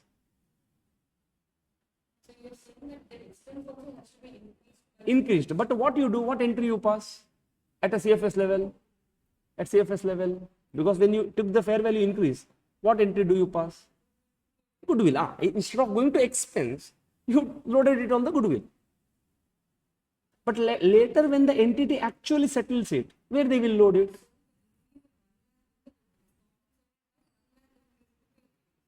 In the trade payables. That's what already on 1 lakh is sitting in the goodwill. At the end of the year, just add it, because what you are going to take the book value of the trade payable from the subsidiary ledger. Anyhow, we'll proceed further. I hope you should get more clarity as we proceed. Also assume that the other reserves of both the companies were same. Okay, good. That means I need not bother. This was my opening balance, which remained the closing balance. That means there is no inter transfers happened here. Otherwise, that also would have been my profits during the year. I could have taken the profit and transferred. No. So there is no change. All the fair value adjustments have not yet started impacting the consolidated post acquisition profits. Yeah, exactly. It's not affected now post acquisition profits. Means whatever you fair value, it is sitting at a fair value only. It is not settled. If it would have got settled, it would have started hitting your P&L account. That's why you would have adjusted in the other equity. What you are supposed to prepare? Okay, now investment is carried at cost in the separate financial statement. Do you know that 34 lakhs is cost or fair value? 34 lakh was there. Was it at a cost or fair value? Can they fair value it in standalone? They had an option. Who gave? 27 gave that option. Which one they have opted? We'll assume it is at cost. If it was at a fair value, then how do you know whether they have taken which option? In other equity, you would have seen one more item called FVOCI. Then you understand that in the standalone, they have taken on FVOCI option.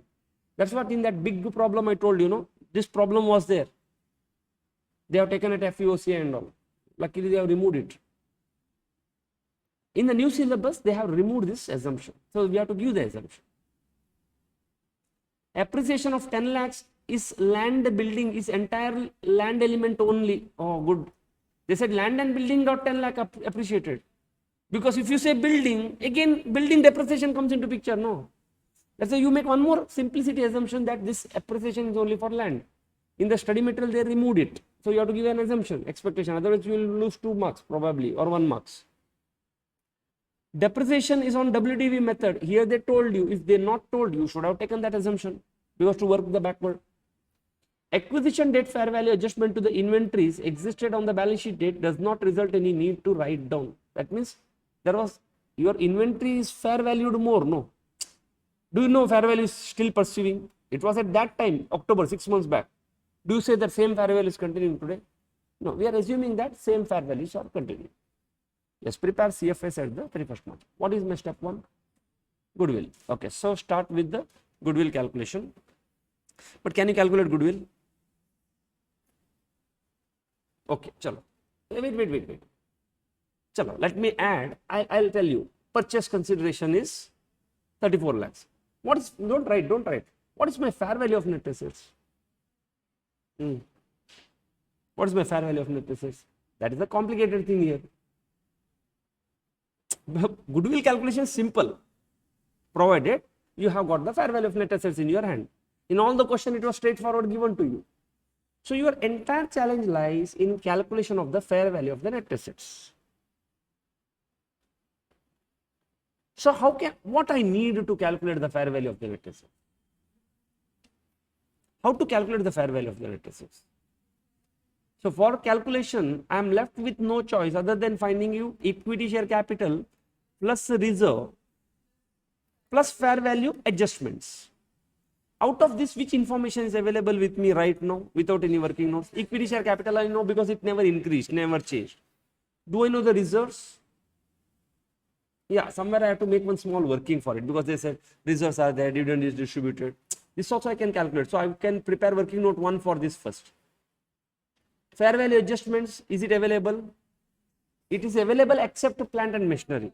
So I need to do in this, for working note 2, I need to do for plant and machinery fair value increase. So if I get this reserve balance, plus I get the plant and machineries balance, then I will start doing working note number 3, FVNA, where I show equity plus reserve plus fair value increase. Or I can straight away do goodwill calculation, where goodwill calculation I will take the purchase consideration minus FVNA. FVNA will give this equity share capital plus reserve plus fair value increase. Have you understood? So my first working note will be book value of PP. This particular working note I will take up first on 1/10/2011. Where they have given? At the end of the year they have given. At the end of the year they have given. Ulta, along with this, if they have added one more item called a PP, this working note would not have been required. If they would have told my fair value increase in the PP is 5,75,000 along with land, inventory, done. Then I need to find out only reserve, equity, then addition of all these things. But one item they give me in ulta manner. So first thing I have to calculate the book value of the PP. Can anybody tell me what is my book value of the PP? On 1st October 2011. Write the heading, book value of the PP. Yes. Half year's depreciation. So what is my opening value? Opening book value of PP. Okay, I take 13,50,000 which is at the end of the year. That's why they said WDV method, because if it was an SLM method, they should have told me life and all other story, so that I can find out this year's depreciation and find out the opening balance. Since they didn't tell, in the exam they may twist it. They may tell you the life of this asset and all. They've asked in the exam like this.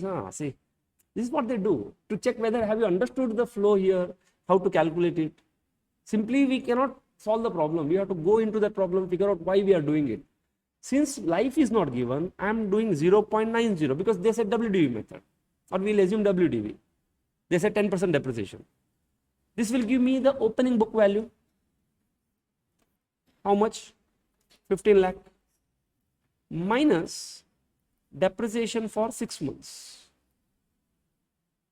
Closing is 13.5. Means 1,50,000 by 75,000. 10% depreciation. 1.5 into 10% into 6 by 12. So I get a closing of 1420. When did they ask you? When did they ask this? In the last examination. They give the live. Same adjustment.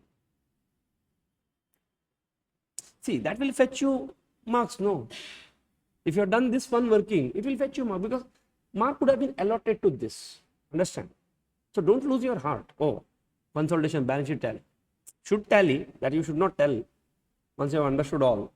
But see, these things gives you, start putting marks in your credit account. Yes, so we have done the first one. Second, I will find out the total fair value increase happened, which I could have skipped it also. Okay, I can do it. Okay, we can skip this.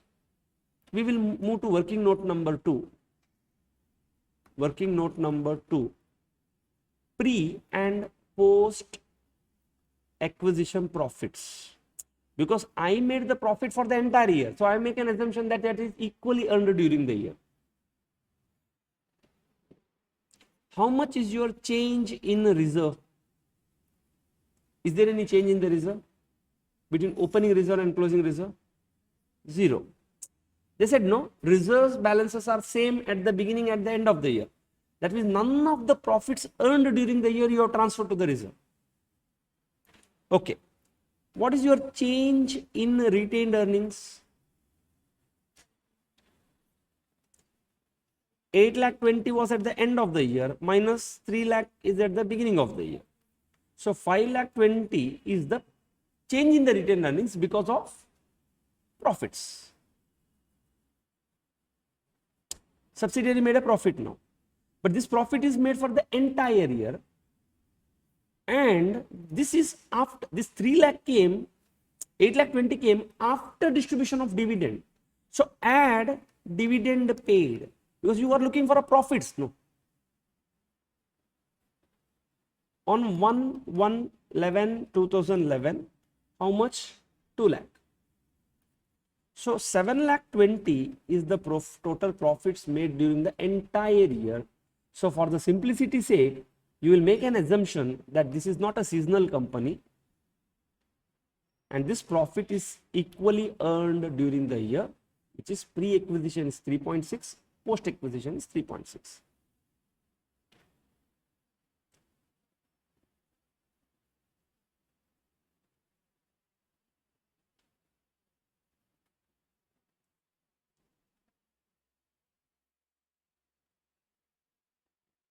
Followed? You understood why we are doing this working? Because these are all the to catch. Third working, yes, Vidya, tell me. Because, okay, what I'm looking is how much profits I made, my subsidiary made during the entire year. If I ask you simple question, how much is the profit made? What you'll say? You'll say 5,20,000, which is nothing but the opening retained earnings minus closing retained earnings. But the problem is the subsidiary has paid a dividend in between. What entry they must have passed, subsidiary? In a standalone statement, when subsidiary paid a dividend to its parent, 100% parent, on 1st of November, what entry they must have passed? What they would have done the dividend? Dividend is a nominal account. Where do you show the dividend? Huh? Means what? Which entry? Retained earnings. Followed? No, the entry they would have passed ultimately, dividend and all is nominal account, leave. Ultimate entry is retained earnings account debit to bank. Because of that entry, is this closing balance of retained earnings is less than what it should have been? That's why I'm adding this profit so that this is my profit earned during the year.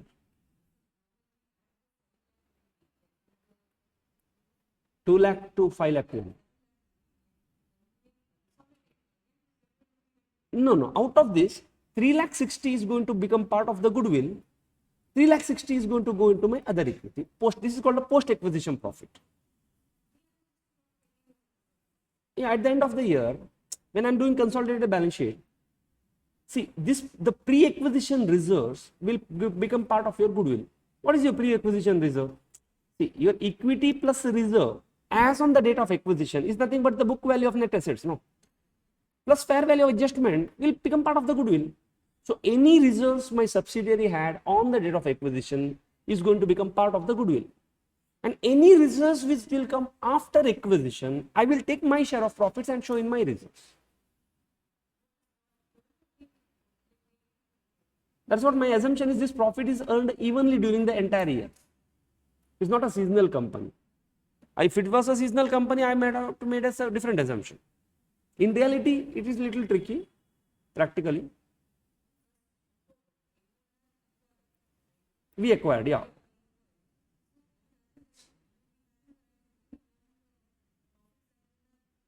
See, on the date of acquisition, how much reserves are there, no? That on that day, that I will take and capitalize in the name of goodwill. Because my equity share capital plus reserve on 1st of October is nothing but book value of net assets. When we take our net value of book value of net assets, it is equivalent to taking equity plus reserve, no? Instead of this, I will take this. And I pay the purchase consideration. Equations are very simple, debit, credit. But what I take over, it is represented by this. What you said is correct. I don't take over equity share capital and reserve. But instead of this, what I will take? I will take book value of net assets. What I will pay? Some purchase consideration. What is the difference? Goodwill. That's my opening entry. These all adjustments, no? That adjustment will sit in the goodwill. You are very clear now why we are adding it? Dividends. Sorry? We have reduced it because when we paid, we have reduced it. We means who? The subsidiary. Yes. Next, my working note will be total fair value of the net assets. I told you. If I knew this, I would not have done those two previous adjustments. So what is my total fair value of the net assets? For this, first let me find out the book value of the net assets. How do you find out the book value of the net assets? I will say equity share capital of subsidiary on the date of acquisition. How much? 20 lakhs. Because it was never changed from the opening. What is your other reserve? Did it added after acquisition or before acquisition? It was already there on the date of acquisition because they said no other reserves are there right from the beginning. retained earning. What was the opening balance? Opening balance 3 lakhs. How much profit was earned during first 6 months? 3 lakhs 60. So this is your total retained earning balance at the date of acquisition. After 3 lakh 60, whatever comes later, no, that is I will take it as a post acquisition share of profit. In that, goodwill dividend is also sitting, that will get eliminated automatically. I'll show you how it works. Perfect. Now when I add 3, what I'll get? When I add all these 3, what do I get? I will get book value of net assets. But what I need? So add fair value adjustment. Let me go to one by one. PP, what happened? Increase or decrease? What was the total fair value? 20 lakhs. What was the book value on that day? 14 lakh 25,000. See, if this adjustment was not there, that working note 1 I have not have done. So how much? 5 lakh 75,000. Then land, my assumption, only land portion, how much increase? 10 lakhs. Then inventory, how much is the increase? 1 lakh 50. And the last one, creditors, minus 1 lakh.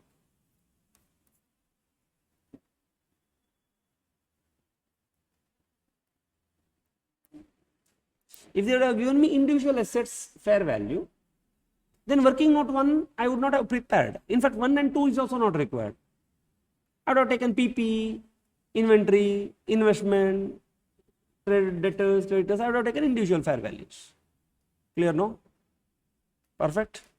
So I'll get now total fair value of the net assets is 52 lakhs 85,000. This is the crux of this particular problem.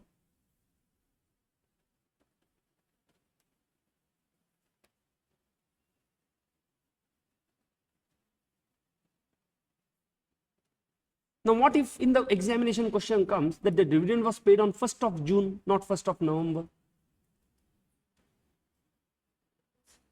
Then it would have happened, what is your retained earnings on 30th September? It is opening retained earnings plus 3 lakh 60 minus 2 lakh, because by the time, see, instead of 6 lakh 60, your retained earning balance as on the date of acquisition, if the dividend was paid before acquisition, you didn't receive it, no elimination comes into picture.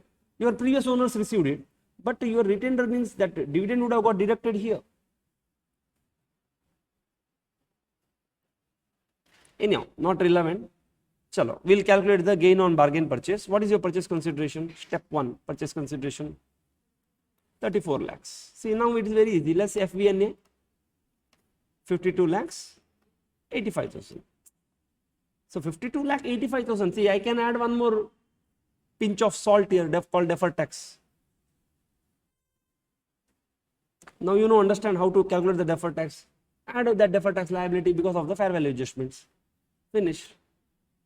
Now you know the second leg will come where in the closing balance sheet deferred tax will be added there at the end of the year, because it is standalone will not show any deferred tax. So your OCI or bargain gain will be 18 lakh 85,000. Chalo. Am I done? What is my second step?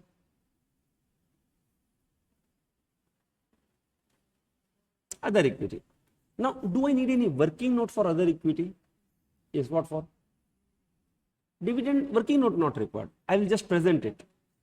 Fair value adjustment. Why?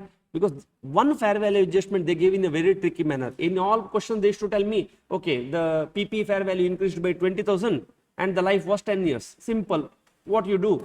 20,000 divided by 10 years, you would have taken additional depreciation. But what is my additional depreciation because of the fair value adjustment? Because in other equity, I should adjust that, no, as a fair value adjustment. That's why I will prepare one working note, additional depreciation. See, if they would have given me life, straight line, I would have skipped this working. In the bracket only, I could have done. How much is the fair value increase? Say, whatever amount of increase, say, for example, PP, it got increased by how much? 5,75,000 divided by 20 years. This is this year's depreciation into half, something like that I would have done. So I will start with the depreciation on total fair value of the PPA. How much? Because I am following WDV method. 20 lakh into 10% into 6 by 12.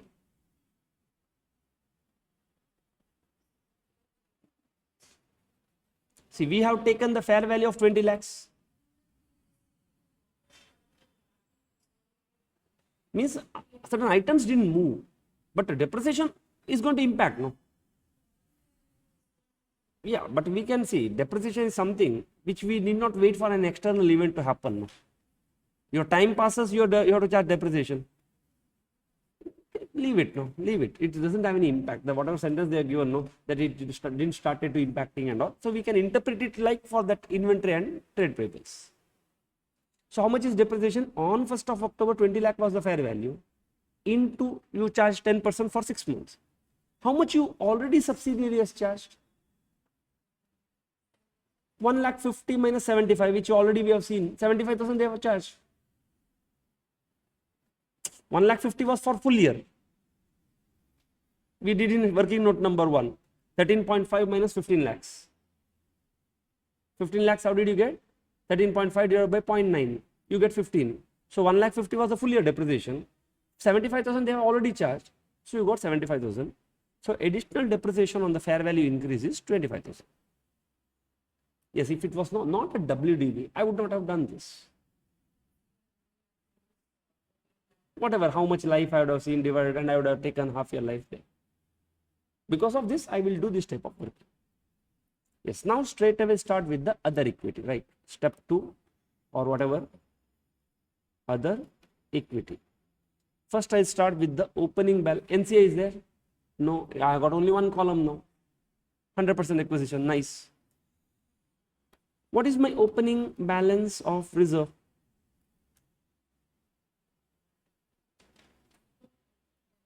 $24 lakhs. Parent, no, I am talking about the parent, DEF. What is their opening balance of retained earnings? God knows, they didn't tell me. So whatever closing balance exists, I assume profit of DEF for the year. How much? 5,72,000. Whatever closing balance you see of retained earning, since they didn't tell you opening balance, because specifically they told your reserve opening balance was so and so, but they didn't tell anything for parent. Subsidiary they told on the date of acquisition. Since they didn't tell, I will assume that this was the entire profit during the year. Opening balance was not there. Is there any other item? Dividend received. When the parent received the dividend, what entry parent must have passed? Bank account debit to retained earnings. That means this 2 lakh rupees is sitting here. I need not do anything. Did parent pay dividend to its shareholders? No. So I am done with my parent adjustment. Now let me go to the subsidiary adjustment. It is sitting. Now it gets eliminated. I will show you how it will get eliminated. Done. Now let me go to the subsidiary. What happened subsidiary? They made a profit. How much? Post XYZ post acquisition profit. Sorry, 3,60,000. Does this includes dividend? Is this dividend is deducted or is it yet to be deducted? But we added it back. No, that means this is before declaration of dividend. Subsidiary dividend, declared dividend. How much? Dividend paid. How much? 2 lakh. This value is before declaration of dividend. That's why we added it there. Now I will separately show. Taken these two together is post dividend retained earnings of the subsidiary. But you cannot exactly pinpoint it. Why? Because we split into half there. One portion is sitting in the goodwill, 3,60,000. Please spend time and think what I am explaining here. You have to be dot clear what exactly those numbers are. What is this retained earnings? Clear, no? Why I did? Now you see automatically it is plus here, it is minus here. This is called elimination of dividend. Dividend automatically got eliminated.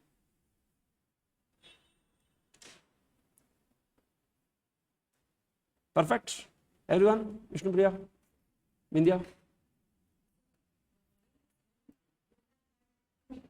It is sitting, 2 lakhs is sitting. When I say post-acquisition profit of subsidiary, what is my post-acquisition profit? 3 lakh 60. But does that 3 lakh 60 after dividend or before dividend?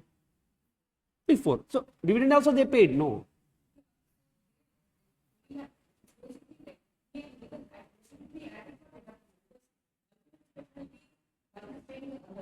One is yeah, you deducted from your retained earning, you added to your retained earning. So you plus your retained earning, you minus retained earning. That's what I'm showing. You minus here, you plus here. Yeah, if you see this 2 lakh, it will come in the subsidiaries balance sheet, retained earnings, because their retained earnings are less. Your retained earnings are more. It is elimination. Now, I'm done with all the subsidiary adjustments also. OCA is there? No, nothing. Let me go to the consolidation adjustments. Did you have any fair value adjustments? Yes, depreciation on fair value increase. Which add or deduct? Deduct, because at a consolidation level, this is an additional depreciation expense. Do you have any other item which should be shown in other equity? Gain on bargain purchase. It's a capital reserve. OCI. Gain on bargain purchase. Yes, so we have got a total of, see, there is no impairment, there is no upstream transaction, downstream transaction, impairment of the goodwill. Just look at that format. See, for time being, you just go with my format, but I hope by now you have understood the logic behind how I designed that format. So that something new comes, you should know exactly how to add it in the format.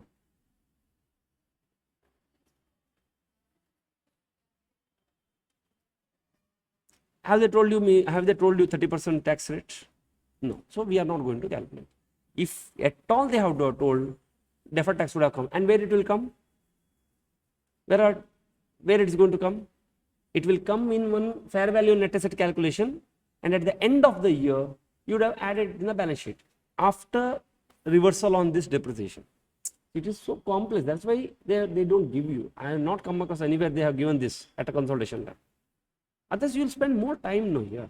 First of all, they have made this PP mid of the year complicated. I always tell this. It like this, anybody can. If you give me, I'll also complicate it by adding 2 more things. Then I know how much time you are going to spend there. So complicating is easier, but don't worry. This is what they do, and I will show you in examination also. This is what they give. CAFinal is easy.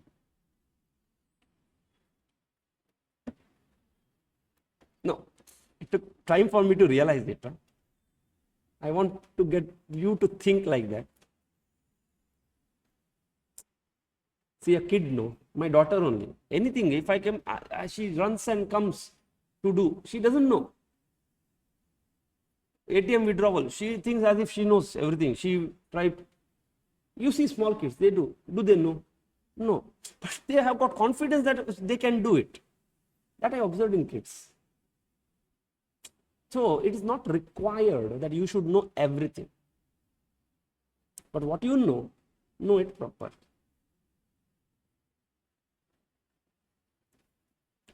Okay. So the closing balance of plant and machinery XYZ, you can skip this if you want. Okay, but we will do it. What is my closing balance of PP? Later also you could have added this. If you want, you can skip this in the examination. So what is your closing balance of XYZ plant and machinery? In the book value, 13.5. Plus fair value increase. I told you, later also you could have, we have already done so many examples like this. 5,75,000 minus depreciation on fair value adjustment, 25. So the fair value of XYZ PP is 19 lakhs, which will get added to the book value of PP of parent.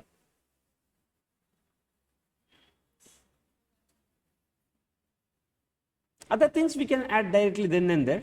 This also, that's what I told you, you can skip this. On the face only, just like building, inventory, you could have added there also.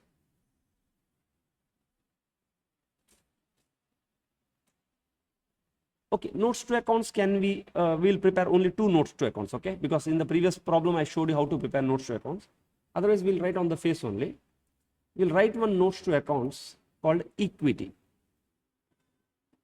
Note number 1, equity share capital. In this problem I'll teach you. In the previous problem I told you how to do it, so you can practice that, no? Comfortable, right? Because we sit and do here, it's going to take a hell lot of time. So write, you have to have 3 columns. Balance at beginning of the year. How much was the equity balance at the beginning of the year? 50 lakhs. Because we are talking only of parent. Change, how much? Nil. Balance at year end. This is one way of presentation. But the only thing is we don't write any stories here.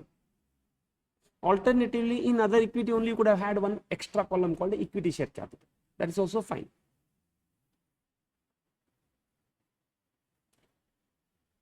And the same note will come with one story. During the year, non-cash consideration was issued and all those things.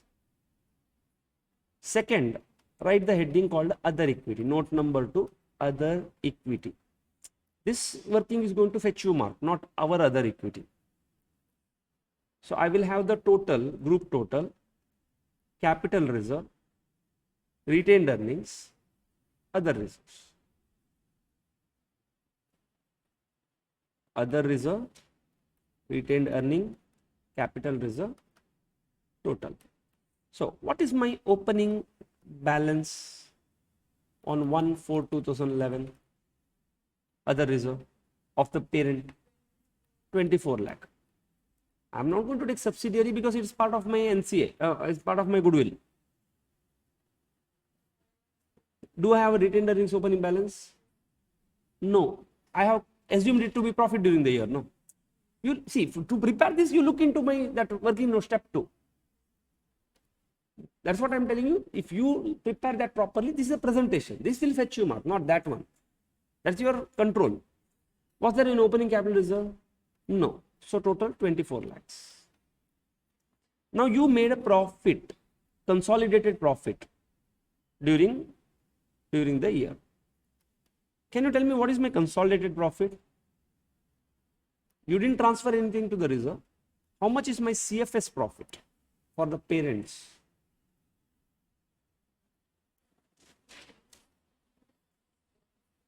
Hmm? 9 lakh? Amount? How much I should write? How much is the consolidated profit made by the parent?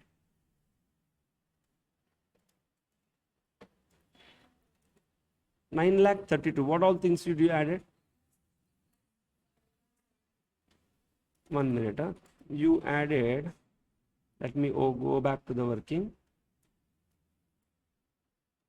Yeah, 3,60,000, 5.72, 25 minus, that's it. How much it comes to? Only 3 things, no? Minus, no? You added, I think, no?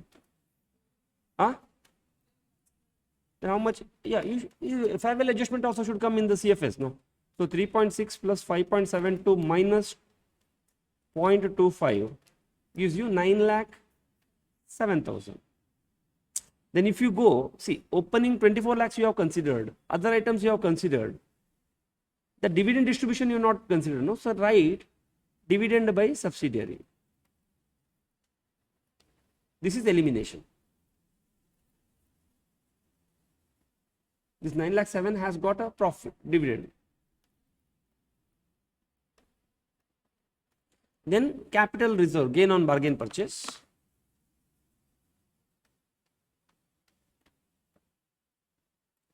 How much is my gain on bargain?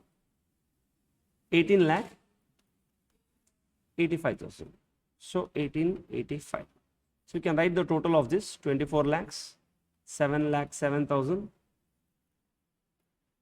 18 lakh, 85 lakhs, and total 49,92. This is the total which will match with your working note number 2, that's step 2. And this is the balance which will come in your other equity. So you learned now how to present it in Schedule 3 format. This is Schedule 3 format. That 2 columnar things is not a Schedule 3. It is our working, internal working.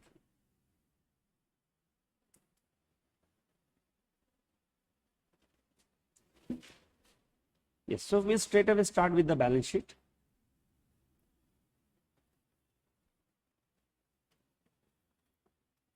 CF consolidated balance sheet.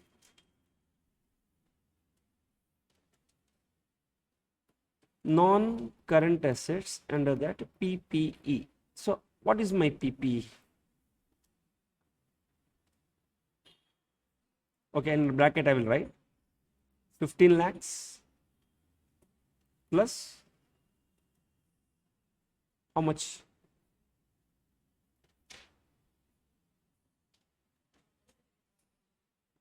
$15 plus how much? Okay, this is a PP land and buildings, no? We are doing land and buildings, right? Oh, sorry. I think land and, okay, I am talking about the land and building. Yeah, in PP land and because these are called class. PP, in PP we have got land and buildings. Then plant and machinery, because PP has got a class, no? These are called class. How much is my land and building? 15 plus 18 plus 10. Now this is what I suggest you. Do it here. 28 plus 15, 43 lakhs.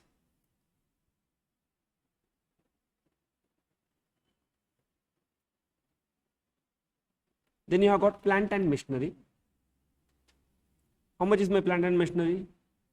24 plus, is it required? Have you already done that working? 19 lakhs. Otherwise you could have done it here. See, I recommend you please prepare the notes to accounts later. So it comes to 43 lakhs.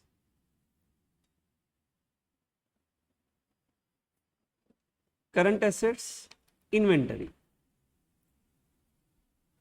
How much? 12 lakhs. You got the parents inventory plus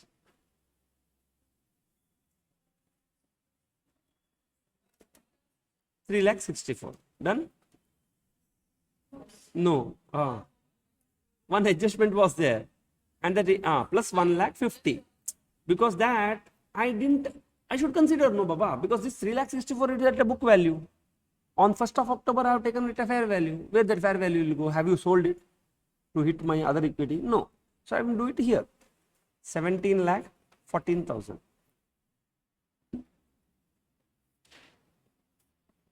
Trade receivable, 5,98,000 parent plus I will take 4 lakh. You make a practice. Your practice is take both without applying your mind, because you have to take. Then look for fair value adjustments and intercompany eliminations. That's it. Only 2 things you should look for. For simplicity's sake, take both. Don't apply your mind there. Now, is there any fair value adjustment for debtors? No. Is there any intercompany eliminations for debtors? No. Done. Close this and write 9,98,000. Cash. Take both. 1,45,000. Don't apply your mind. Plus 80. Is there any fair value adjustment for cash? No. Intercompany adjustments? No. Take the total 2,25,000.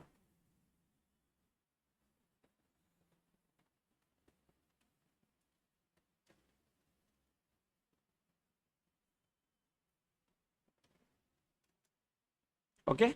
See, now you have written all these values here. After balance sheet is tallied, you will prepare notes to accounts like this. I'll just show you. If you want, you can practice it later. First heading called the PP. You write all both land and building, plant and machinery. Yeah, I should have told you. PP will have 2 elements. In the face, you will show only 1 element called 86 lakhs. Anyhow, worst case scenario, if you have shown 2, they may deduct 1 mark. No problem. You have saved a lot of time there. You could have done later also. Inventory, you will show both 17 lakh 14. Trade receivables, you will present it line like line DEF XYZ, cash 2 lakh 25. Equity share capital you have already presented. Other equity is already presented. Then one more thing is left. Who is that?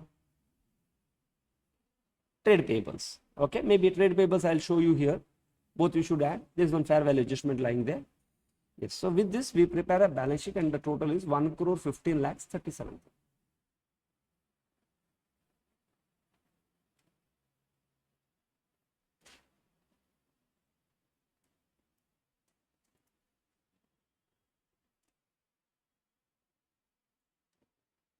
Okay. Now I'll go to the liability side. Equity, share, capital, equity and liability heading.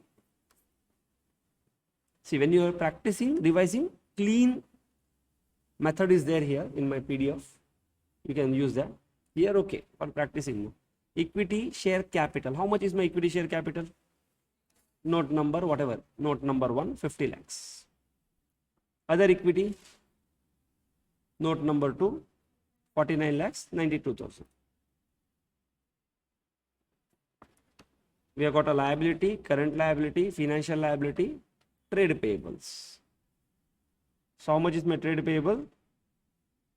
So I will add 4 lakh 71 plus 1 lakh 74 without application of the mine. I'll take their closing balances. Is there any fair value adjustment? Yes. Will I? Okay. Is it settled? No. Add 1 lakh. Is there any intercompany? Is there a loan given by parent to subsidiary? Bills payable sitting there? No. Leave it. Done. So I'll say my total 7 lakh 45,000. Tell me how balance sheet will not tell you now. 50. Okay. And then you have got a short-term borrowings 8 lakhs. Only belonging to the parent.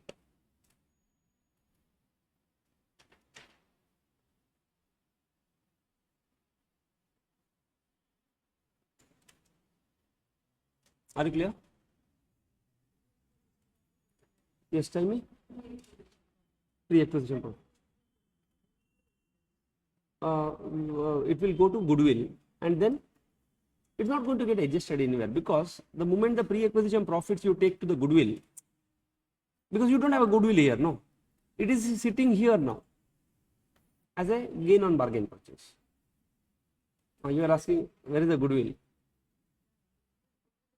It will not come, and this is represented by, that's what I will not be able to tell you one to one.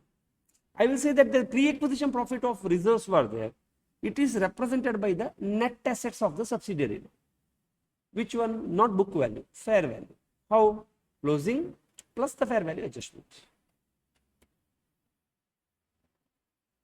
Yeah, we will take a break. Are you clear, students? Now see, if in the examination question, if they give you all those stories, then assumptions are not required. But in the new study material, they have removed it, certain assumptions. So you have to write an assumption that you are assuming investments are at cost. God knows, no, it should have been 109 also. FPTPL it could have been. How do you know?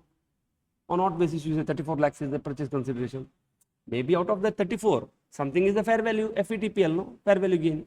So you make an, in that case, that fair value gain would have been sitting in the parent's retained earnings, not OCI. If you do FETPL, where is OCI comes into picture? It will go to P&L. So you made an assumption that it is at a cost. Write your assumption. Appreciation is only for the land portion. Building means again depreciation will come into picture. How much you will depreciate? So you made an assumption. Depreciation is on WDW method because they said simply 10%. If it was a straight line, then you wanted a life there. Acquisition fair value adjustments do not need for any write down because you thought you took the same inventory stock and you added. But do you know what is the inventory value at the end of the year? You added the same fair value adjustments. So these, what they have striked off were all your assumptions. So in the examination, they may not give you. This is going to fetch you some at least 1 to 2 marks.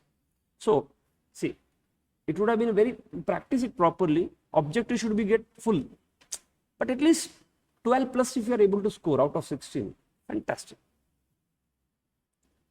Yes, and assume that there exists no clearly evidence. That's why you have taken directly capital reserve in the other equity, not through OCI.